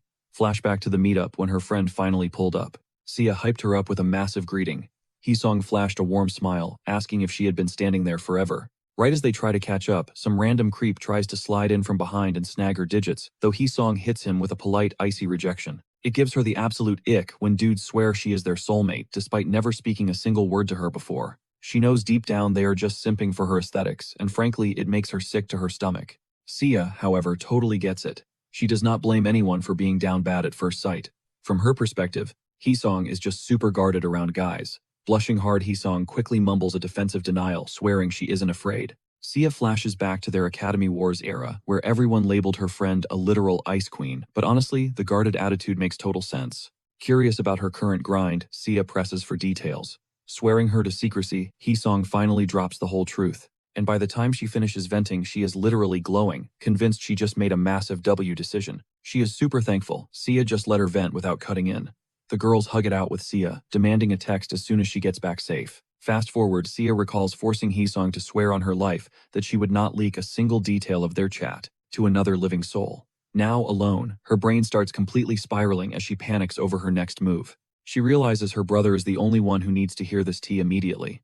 Back in the present, Han is racking his brain wondering what hyper-secret intel his sister was desperate to spill. He remembers her dragging him to a local gaming cafe just to whisper cryptically but dodging the eavesdropping crowd. She literally speedwalked them back to their apartment for maximum privacy. Sliding her a glass of water, he listens to her groan about running on empty. Catching her breath, she starts breaking it down, claiming this is strictly exclusive info, and she never expected to stumble onto this level of classified data. Sia drops a massive bombshell. The entire world assumes the absolute evil is doomed to fight the constellations completely solo. Plot twist, there's actually an exclusive class designed specifically to back him up. And her day one bestie literally just bagged a quest to become his right-hand servant. They call her the absolute necromancer. Hearing this, a light bulb goes off in Han's head. This intel is an absolute game changer. Still, he starts sweating bullets. Heesong is playing with fire by leaking top-secret system info, and he's not even sure he should be eavesdropping on this. Sia waves off his panic. She and Heesong are basically platonic soulmates, and she firmly believes her own brother needs to be in the loop. Cue the ultimate panic attack. Since Han is literally the freaking absolute evil, he totally freezes sweating buckets while trying to figure out if she's onto him. Spoiler alert, she already knew. She was just waiting for him to drop the mask himself, because honestly, he wasn't exactly being subtle. I mean, the guy vanished off the face of the earth for 20 solid years to grind in some nightmare dimension. Wherever he walks, nightmare monsters literally spawn out of the shadows. Add in his god-tier strength and a completely maxed-out chaotic alignment. The second the system broadcasted the birth of the absolute evil, his stats went strictly to the moon, and to top it off, that exact moment triggered her awakening as the 7th constellation. Playfully smacking his arm, she essentially calls him a moron, stating you'd have to be completely blind not to connect those massive dots. She totally understands why he kept his mouth shut, but yeah, it still stings a bit. Caught red-handed, Han just swallows his pride. Cue the world's most awkward backpedal. He scratches his head, confessing he always knew his genius sister would crack the code eventually. She just rolls her eyes, mentally roasting him for looking like a total clown trying to play it cool. Getting serious, she swears her lips are sealed. Sisong has zero clue about his dark alter ego, and she hasn't breathed a word about her own constellation status either. Dropping the hammer, she gives him a grim reality check. If either of their true identities leak, it is an instant, unrecoverable game over. Han nods, feeling the gravity of it all. Meanwhile, Sia decides it's high time they actually bring Sisong into the inner circle. This whole conversation is a massive win for Han. The narrative just flipped. He doesn't actually have to go to war against the gods completely alone. Now he just needs a battle plan. Fast forward to the next morning, up on Lepnia Mountain, his sister's words are still ringing in his head. This mystery girl is barely 19, already playing around with dark magic, a total academy dropout, and currently sitting pretty at level 14. Sia even hooked him up with a disguise mask, which is a lifesaver since he's currently public enemy #1 for both the Empire and the Union. He's got to stay completely off the radar. His mind keeps circling back to this teenage edgelord. Could she actually be that same masked kid he bumped into earlier? But the math isn't mathing. Rufendal is a level 50 powerhouse, a level 14 scrub commanding him. Unless she's rocking some wildly overpowered hidden class, it makes zero sense. He brushes the theory off as pure cap. Later on, he finally links up with Sia and her mysterious bestie deep inside the overgrown jungle. Sisong locks eyes with him, and time literally stops. The recognition hits them both like a truck. She just stands there, completely paralyzed. Her jaw drops and she squeaks out Big Bro Han, practically facepalms, grumbling that Big Bro is a terrible title for the guy who literally saved her life, but he lets it slide. Her face flushes tomato red the second he calls out her gender, especially since she was using a completely fake, gritty voice during their last encounter. Waving her hands in massive panic, she stammers that she only faked the deep voice to match the whole edgy, hardcore necromancer aesthetic. Now she just wants the ground to swallow her whole. Sia's jaw drops, seeing them interact. Han just casually shrugs it off, claiming the universe just pushed them together. For Sisong, this is blowing her mind, total Destiny vibes. Sia had hyped up her brother as someone heavily tied to the absolute evil. The gears start turning in her head. Wait, is he the big bad boss? She turns to Sia for answers, but Han completely steals the show, dropping the ultimate mic drop by introducing himself as the absolute evil. Not letting him have all the fun, Sia instantly drops her own nuke, revealing their siblings, and oh by the way, she's the 7th constellation. Sisong's brain practically short-circuits. She's stuck buffering for a solid 10 seconds before absolutely losing her mind, screeching at her best friend for holding out on the biggest lore drop of the century. She is completely spiraling, demanding to know why she's getting hit with all this insanity today. C immediately switches to damage control, apologizing profusely. She explains she had to respect her brother's ultra-secret double life first. The only reason the vault is opening now is because Sisong is basically family. Then reality crashes down. This legendary dark god is her best friend's older brother. Cue the massive internal panic. She immediately starts fussing over her hair, wishing she didn't dress like a total scrub today. CA groans, utterly exasperated that her friend is having a fashion crisis in the middle of a lore reveal. Sisong literally starts bawling frantically, swearing to Han that she's usually way cooler than this. Han just nods along mentally, recalling Sia hyping up her friend's looks. But looking at this crying mess, all he sees is a dramatic teenager. Flipping the switch to business mode, Han cuts the chatter. He zeroes in on the real issue, that shiny new quest she got to serve him. Sniffling, she nods and passes over an old weathered scroll, revealing it's a legendary artifact passed down by her master. He unrolls the parchment, realizing it's a cryptic map. But the second his eyes scan the details, his entire demeanor shifts. He is completely shook. Flashback to his hellish boot camp, right in the middle of surviving those lethal, bone-crushing drills. His old master randomly ordered him to seek out this exact region. Turns out the crazy old geezer wasn't just rambling, he was dropping major plot hints. Han stares dead at the parchment, the puzzle pieces finally snapping together. Every single landmark, every hidden route on this paper, perfectly mirrors the cryptic coordinates his master drilled into his head. One look is all it takes. This isn't just a random mission, it's directly linked to his dark destiny, and it practically has heaven-shattering ghost art power-up written all over it. But the dead giveaway, that unmistakable crest etched right into the corner. Zero room for doubt. That is the legendary heaven-shattering ghost art insignia, the infamous Black Flame. His master drilled it into his skull that this brand would become his entire existence. It is not just a symbol, it is his absolute identity, and he is painfully aware that this showing up here is no random glitch in the Matrix. It clicks. There absolutely have to be other gamers out there grinding triple S tier missions linked straight to the absolute evil. It is pure logic. Soloing a constellation is basically suicide. Plus, any vassal of the absolute evil would get instantly vaporized in a head-to-head clash. While he is busy playing four-dimensional chess in his mind, Sisong shatters the silence, asking what is brewing in that head of his. He just tosses the parchment back to her with a casual shrug. The puzzle pieces finally fit. He has literally morphed into the absolute evil itself, but standing around will not get them anywhere.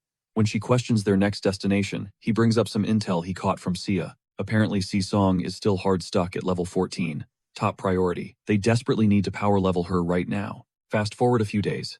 Sia absolutely nukes a massive black bear, roasting the beast to a crisp with a blinding flash of lightning. Si-song just watches completely starstruck, practically worshipping her best friend's insane firepower. Meanwhile, in the background, Rufendal gets the level up notification. He honestly cannot even remember the last time his stats spiked like this. Han catches him spacing out and demands to know why he is slacking. The guy violently jolts back to reality, immediately dipping his head in submission. He scrambles to scoop up the dropped gear like an obedient puppy. Snatching up the glowing blue gems, he offers them to Han, staring at the guy like he is a walking deity. Han throws the dude a bone and lets it slide. Inwardly, though, Rufendal is screaming at his own pathetic downfall, degraded to a literal loot-fetching NPC. Yet even his shattered ego cannot ignore the facts. Han's kit is insanely broken. Massive heals, crazy buffs, insane EXP share, and maxed out drop rates. The whole package. Sickeningly enough, Rufendal is actually starting to enjoy this zero-effort lifestyle, before mentally slapping himself out of it. Come on, have some pride. Over on the other side, Han checks in on Si-song's current rank. She proudly announces she just broke through to level 19, signaling them to keep pushing.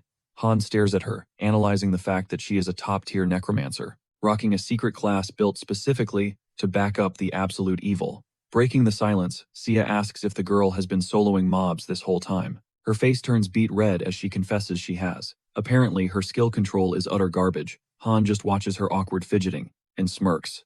She plays the clumsy, helpless rookie card, perfectly complaining about her bad combat mechanics, but he sees right through the act. She is masking an absolutely terrifying potential. With a flick of her wrist, a massive horde of skeletons rips through the soil. He instantly clocks that her bone warriors are vastly superior to the fragile garbage average necromancer's spawn. To her, they look adorable, leading Han to realize that dark magic users genuinely view their creepy minions like cute little pets, a concept that gives him maids or red flags. But the real kicker here is the insane cap on her summon limit. The sheer volume of troops and her raw mana output completely eclipse any standard dark mage. It is not even a competition. Given his current reality, he has to play it incredibly safe to avoid triggering the Empire's radar. The High Council might be tied up dealing with their own mess right now, but having a few wildcard players in his back pocket could save him if things go south. Meanwhile, she points her finger, sending her skeletal death squad charging straight at another grizzly. The undead swarm shreds the beast into ribbons without a drop of hesitation. It is becoming crystal clear that Si-song is evolving into the ultimate queen on his chessboard, at least for now. As the girls celebrate the flawless victory, Han connects the dots. Her active quest is a perfect match with his own. They are both diving into the exact same ancient ruins. The catch: his mission was handed down by his absolute psycho of a master, meaning the difficulty spike is guaranteed to be a living hell. Just the thought of that crazy old man sends a block of ice sliding down his spine. Heaven only knows what apocalyptic wipeout he would face trying to solo a dungeon of that caliber. Taking a step back, he is beyond thankful she accepted the party invite. Finally, his notoriously cursed RNG luck is actually doing him a favor. Without warning, she completely blindsides him with a massive goofy tackle hug, screaming at the top of her lungs. She just cracked level 20. Rufendal cracks up, joking that Han probably thought a boss monster was going for his throat. Han just stands there totally frozen, entirely unprepared for this hyperactive side of her. She rambles on about how he practically rocketed her ex-bar, overflowing with aggressive gratitude. He is glad it worked out, but violently peels her off his chest. He warns her that if his counterattack reflexes had kicked in, she would be planted headfirst in the dirt. Pivoting back to his captive, he snaps his fingers at his designated pet, demanding to know why the pacing has stopped. Rufendal violently twitches, and instantly shifts into overdrive, vacuuming up the remaining drops. With the level 20 milestone crushed, Han declares it is time to advance the main storyline. The coordinates point straight to the frozen peaks of the Cargonis Mountains in Lunia. He maps it out for his sister and Si-song since their aggro is currently wiped. They are clear to abuse the Empire's fast travel gates. Their job is to scout ahead and farm some basic intel. But since he and Rufendal are basically walking red names with maxed out chaotic karma, they are stuck taking the shady back alley portals run by the Underground Alliance. The girls give a thumbs up and vanish, leaving Rufendal sweating bullets, questioning out loud if their extreme negative rep is going to get them instantly obliterated. Han shoots him a deadpan look, admitting they are totally walking into a death trap, but what other option is there? They cannot just camp here forever. Sure, booking a commercial airship or a blimp would save them some serious cash, but they do not have the luxury of wasting time on a slow ride. With who knows what kind of nightmare fuel waiting out on the open road, eating the ridiculous cost of a warp portal is literally his only safe play. The official alliance gates might save you some cash, but they are incredibly scarce, leaving him with practically zero options. Hitting that max chaotic status basically gets you blacklisted from the network. The alliance holds an iron grip over nearly every single travel hub, and those corporate overlords absolutely thrive on gatekeeping. Over at the checkpoint, a female staffer aggressively taps her supervisor's shoulder, warning him to check the monitors. Annoyed, the boss demands to know the problem, only to freeze when she reports a pair of max chaotics pulling up. He immediately shoots up from his chair, orders her backstage, and flashes a predatory grin, hyped that some heavy hitters just walked into his territory. Meet Captain Ib, the big shot running this alliance gateway. Meanwhile, Rufendal is mentally begging for zero drama, though Han remains completely chill, knowing the strict no-combat zone rules keep them untouchable. Ib swaggers right up to their faces, announcing that this specific ride drops them straight into Lunia's Carganus Mountains, so they better be ready to empty their pockets. But the second he spots their glowing red status, his eyebrows shoot into the stratosphere. Squinting, he immediately recognizes the infamous blue-haired rogue Rufendal, naturally assuming the guy tagging along is just some low-level loot mule. Sticking flawlessly to Han's master plan, Rufendal dials up the arrogant jerk persona, loudly bragging about dragging his pack mule out here just to carry his gear. They orchestrated this entire fake dynamic before hitting the road, forcing Rufendal to play the role of the toxic veteran bossing his minion around. Ib lets out a condescending snicker, silently mocking the legendary rogue for bringing such an overwhelmingly pathetic sidekick. In the manager's arrogant eyes, Han radiates absolute scrub energy. Rufendal fights to control his facial expressions, viciously snapping that the quality of his personal lapdog is none of the gatekeeper's damn business. Unfazed, Ib casually shrugs, pointing out that standard tourist rates absolutely do not cover max chaotics. The toll is a staggering 13 million gold per head.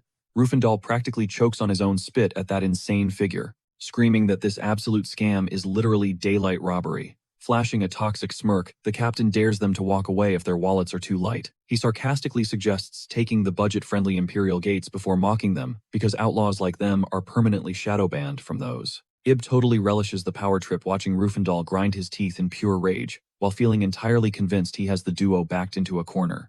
The rogue violently hisses, demanding to know if the manager feels any shame, demanding 30 million gold, like it is spare change for the subway. Locking his greedy gaze onto Han, Ib starts plotting how to squeeze even more cash out of their desperate situation. While Rufendal keeps up the loud bickering, a stealthy notification suddenly pings Han's interface. Glancing down, he realizes the gate manager just slid into his direct messages, initiating a completely untraceable private conversation. Ib assumes this beaten-down newbie is totally exhausted from playing the victim. Typing away, the corrupt manager offers a golden ticket to freedom, provided the kid follows his exact instructions to the letter. A wicked grin creeps across his face. This plays out flawlessly according to Han's real agenda. Mentally, our protagonist is laughing hysterically, hyped that this corporate clown walked blindly into his psychological trap. On the outside, though, Han delivers an Oscar-worthy performance, projecting pure desperation as he types back that he would sell his soul to escape this humiliating servitude. Cutting away from the drama, Hisong and Sia successfully touch down in the freezing Carganus Mountains. Scanning the new environment, she mentally praises the absolute lightning speed of teleportation technology. Sia shoots her a massive sunshine-filled smile, in agreement. But anxiety quickly creeps back into Hisong's mind, her thoughts totally consumed by whether their overpowered friend is actually safe. It is common knowledge that shady gate operators absolutely love bankrupting rogue players, and rumors constantly circulate about these corrupt brokers, literally backstabbing paying customers the second they turn around. Sia effortlessly dismisses the panic confidently, declaring that their guy would just shatter the bones of anyone foolish enough to try crossing him. Hisong instantly nods, realizing that is 100% accurate. As she debates whether treating him like an annoying boomer is a mistake, tears of sheer panic start pooling in her eyes, whining that staring at the minimap feels like reading ancient hieroglyphics. Laughing at her absolute lack of navigation skills, Sia tells her to relax, because she has the entire pathway memorized. Jumping back to the checkpoint, Han runs a quick visual scan on the corrupt manager, estimating his stats barely scrape level 40. For a high-ranking official in a massive powerhouse guild like Ellen, that power level is beyond garbage. The sole reason this guy secured such a premium desk job comes down to pure nepotism, thanks to his aunt holding a cozy seat on the executive board. This dude has literally played life on easy mode since day one. Not once did he ever grind or bleed for his rank within the guild. Elite titles were basically spoon-fed to him, and effortless promotions rained from the sky. Blinded by his silver spoon privilege, He actually tricked himself into believing he earned this power through raw talent. Staring at this delusional trust fund, baby Han realizes just how pathetically gullible he is. Watching the guy devour his fake sob story hook, line, and sinker, our main character leans into the deception, knowing full well the manager sees him as a brainless pawn, destined to be a permanent loser. Scoffing in his mind at the sheer predictability of this low-tier villain, Han allows a micro-smirk to flash across his face before discreetly leaning toward his partner, quietly murmuring that their resident corporate clown is currently shooting over a top-secret proposal to pull off a ruthless double-cross. Rufendal's eyes widen in genuine shock, but the boss sharply orders him to keep the charade going until they step through the portal. Warning him to maintain his arrogant persona, the blue-haired rogue loudly demands his minion hand over 6 million gold, which Han nervously pretends to surrender. Barking aggressively, Rufendal rips into his lackey for moving like a turtle, despite his own heart currently beating out of his chest in pure panic. But their Oscar-worthy acting pays off massively, securing them a direct flight across the map, finally dropping them deep into the northern Cargones Mountains, right past the official safety barriers. Han catches the captain and his goon squad, trailing their every move. Out of nowhere, the guy barks an order demanding his crew unleash a brutal beatdown on Rufendal. Whispering a quick heads up for Rufendal to brace for impact, Han triggers his skill. He is banking on his buddy to sell the ultimate fake-out of pure rage and shock, while Rufendal is practically saying his prayers. Spoiler alert, the attack deals absolutely zero damage. Han lands a savage haymaker square on his target, but his broken skill completely nullifies the impact. Rufendal is totally panicking on the inside, but he manages to pull off an Oscar-worthy performance of pure fury, launching a fierce counterhook right back. Playing his part perfectly, Han acts like he is absolutely done, playing the obedient lapdog, and the two launch into a completely staged all-out brawl. While they are busy throwing hands, the captain commands his squad to hit them with a dispel magic, so Rufendal cannot pull any vanishing axe. His lackeys cast the spell and instantly dogpile the guy, jumping him from all sides. Han just chills on the sidelines, secretly cracking up at the absolute absurdity of 5 grown men jumping one single target. Slithering right behind Han, the captain smirks.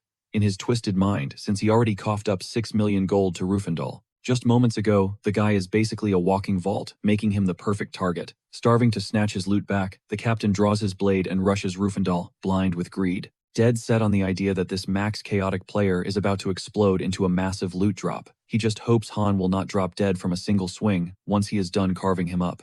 Too bad Han completely flips the script, turning around with a wicked smirk before absolutely clocking him in the jaw. The captain practically pops his eyes out in pure disbelief. Barely avoiding a lethal blow, he leaps backward by a hair. Completely staggered, his mind is racing, trying to figure out how on earth a simple punch carried that kind of monstrous kinetic energy. He starts second-guessing, wondering if Han is secretly a hidden brawler class. But wait, he realizes Han's stamina bar is barely flinching, totally unlike a close combat build. Plus, there is literally zero sign of any debuff alerts flashing. His brain instantly jumps to the conclusion that Han must have min-maxed his stats, dumping absolutely everything into pure agility, rather than raw attack power. It is the only logic his gaming brain can process. Meanwhile, Han pulls up his system panel, only to discover he never even intended to nerf his own damage output like that. It was a complete accident. Ibe, however, will not shut up constantly trash-talking, and calling him a pathetic insect. Unfazed, Han just stares dead at him with ice in his veins, asking what the hell he is even yapping about, when Ibe is the one who initiated the ambush. Off to the side, Rufendal is actively clearing the floor with the rest of the mob casually tossing one of the defeated players, right at the captain's feet, like a sack of potatoes, leaving the guy utterly paralyzed. At this point, the captain's brain practically blue screens. Panic sets in as he realizes his intel was absolute garbage, considering Rufendal's physical stats are completely broken. His surviving goons start shrieking that they got completely played, begging to fall back before it is too late. Flashing a downright demonic grin, Rufendal ruthlessly claps the remaining enemies with a series of devastating strikes. Even he is tripping over how effortlessly he just solo-wiped an entire squad without breaking a single sweat. Real talk, he knows deep down, it is all thanks to Han, granting him those god-tier buffs. The wave of gratitude hits him so hard, he genuinely feels like he could spend eternity serving as Han's personal butler without dropping a single complaint. Catching his breath, he sees Han still having a blast toying with the doomed captain. Pausing for a quick second, Rufendal questions why on earth his boss is letting Ibe breathe. Han casually shrugs it off, explaining that snapping Ibe's neck right now means kissing all the juicy loot goodbye, especially since his own luck stat is currently hard stuck at a completely miserable -99. Off to the side, Ibe is doing crazy mental gymnastics, desperately trying to decode what these two monsters are cooking up. Stepping up to the plate, Rufendal drops a terrifying, bloodthirsty glare that instantly forces eBay into total submission. Han orders his right-hand man to milk the captive for absolutely every single coin to his name while he stands guard, following orders like a loyal machine. Rufendal invades eBay's personal space, coldly asking if his pathetic life is genuinely only worth a measly 6 million. Mentally, Rufendal is hyping himself up, realizing this is his ultimate moment to showcase his true value to Han. Ibe completely breaks down, voice-shattering as ugly tears flood down his cheeks. He frantically begs for his life, bumping the offer to 7 million, and rapidly skyrockets the number in pure panic until he is shrieking out a massive 100 million gold.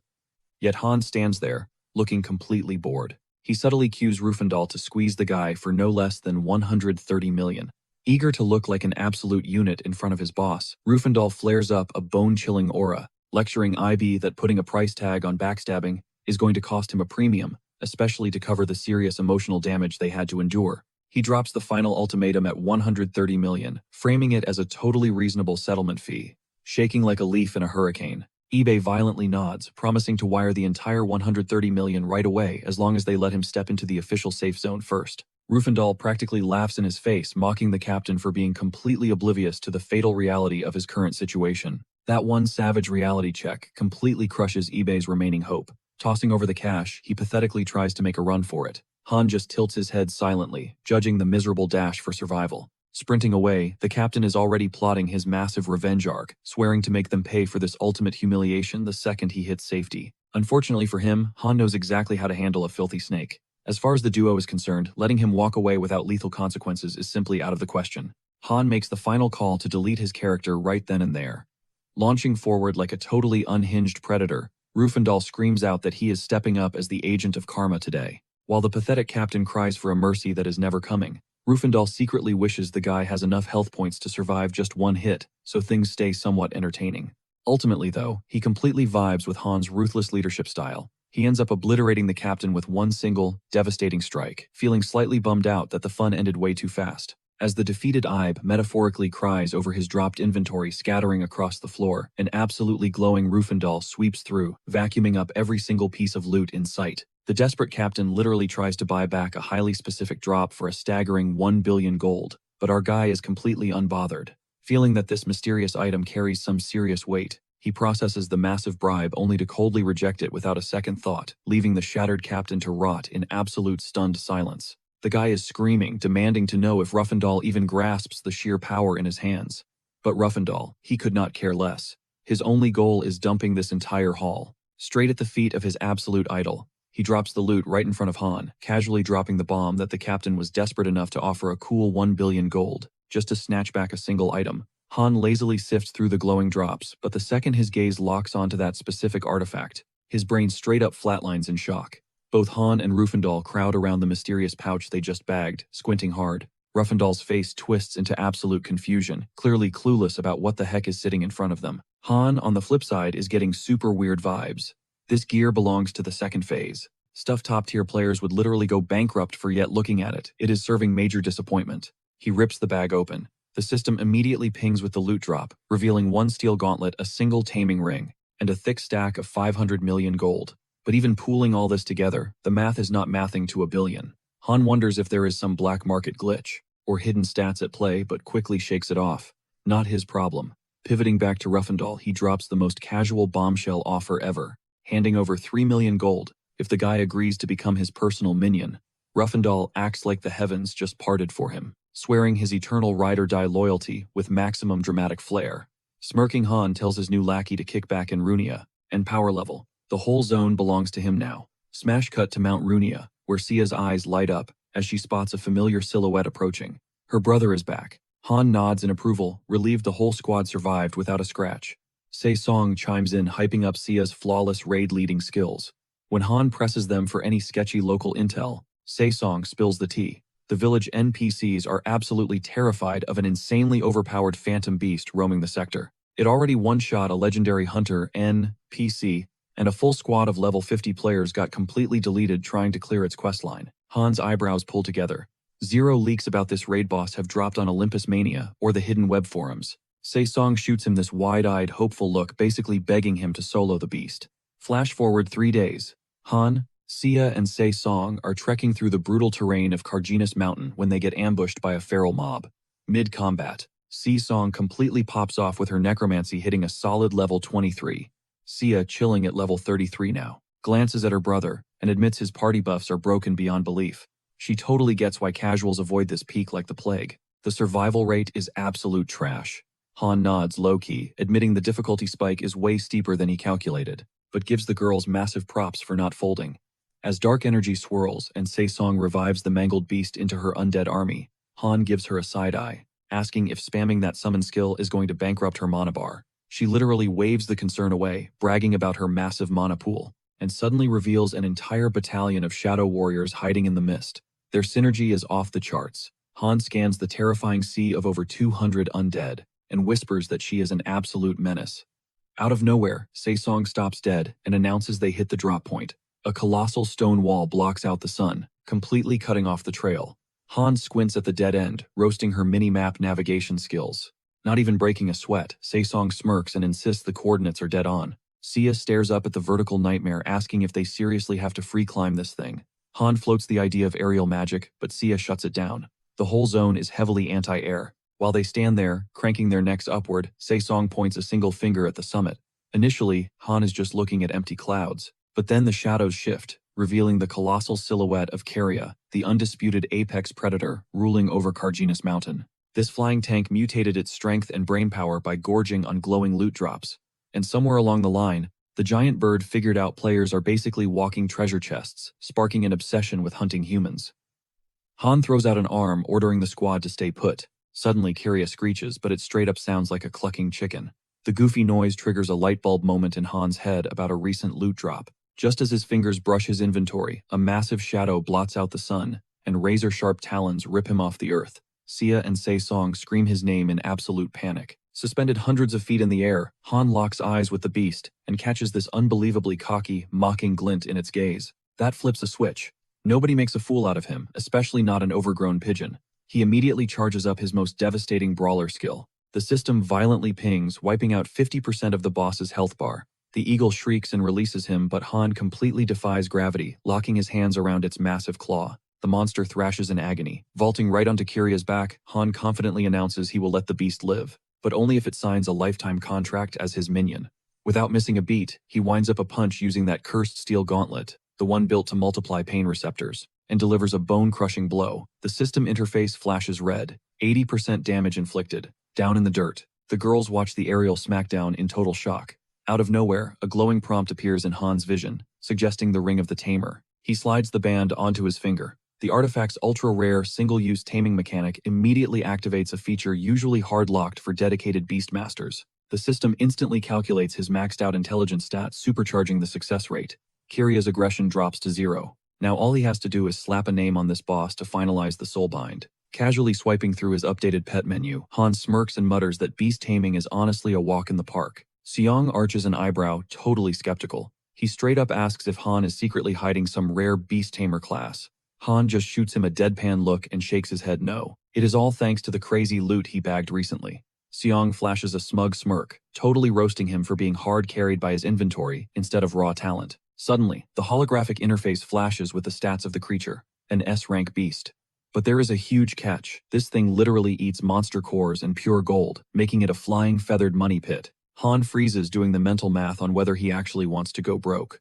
But then again, the stat buffs from an S-rank beast fusion are insanely overpowered. Letting out a heavy sigh, he whips out a fat pouch of shiny coins. Instantly, the eyes of the creature glow with pure greed. Han connects the dots right then and there. This bird is not just highly intelligent, it has been playing dumb this entire time just to hustle him. Leaning in, Han makes a devilish deal, promising the creature absolute endless riches if it bends the knee. A blinding light flashes as the system chimes in, sealing the master and pet contract for good. A wicked grin spreads across the face of Han as he officially dubs his new companion Coco. Standing nearby, Song watches in pure awe, completely mind-blown by the ultimate flex. Sia, however, is not buying the hype. She crosses her arms, questioning the point of this whole pay-to-win strategy. But before she can complain anymore, a massive gust of wind launches them straight into the clouds on the back of the giant bird. The sheer neck-snapping speed leaves both Sia and Seong absolutely speechless as they stare down at the tiny world below. Unfazed, Han pulls up his digital map, muttering that the hidden entrance should be right on top of them. Staring dead at a massive wall of rock, Sia wonders out loud if they need to literally crash into the cliffside to unlock the path. Han shrugs casually, confessing that his mining stats are completely non-existent. Plus the zone has a super annoying anti-flight barrier. Seong chimes in with a brutal reality check, noting that rival guilds already bashed their heads against the bottom of the cliff, only to get slapped with a fat rejected warning. Brace yourselves, Han commands. Without a second thought, he orders Coco to dive bomb directly toward the jagged stone. His absolute madman of a strategy, use the giant bird as a springboard and launch his own body straight at the cliff face. The very second, his boots slam against the sheer drop, he punches his bare fist right into the solid rock. Instantly glowing holographic alerts explode across his vision. Reacting to the chaotic dark aura of his heaven-shattering ghost art, a blazing red text box materializes with a brutal update. Access to the gate to the Cliff of Time is currently locked. But right below that rejection, a single glowing requirement pops up.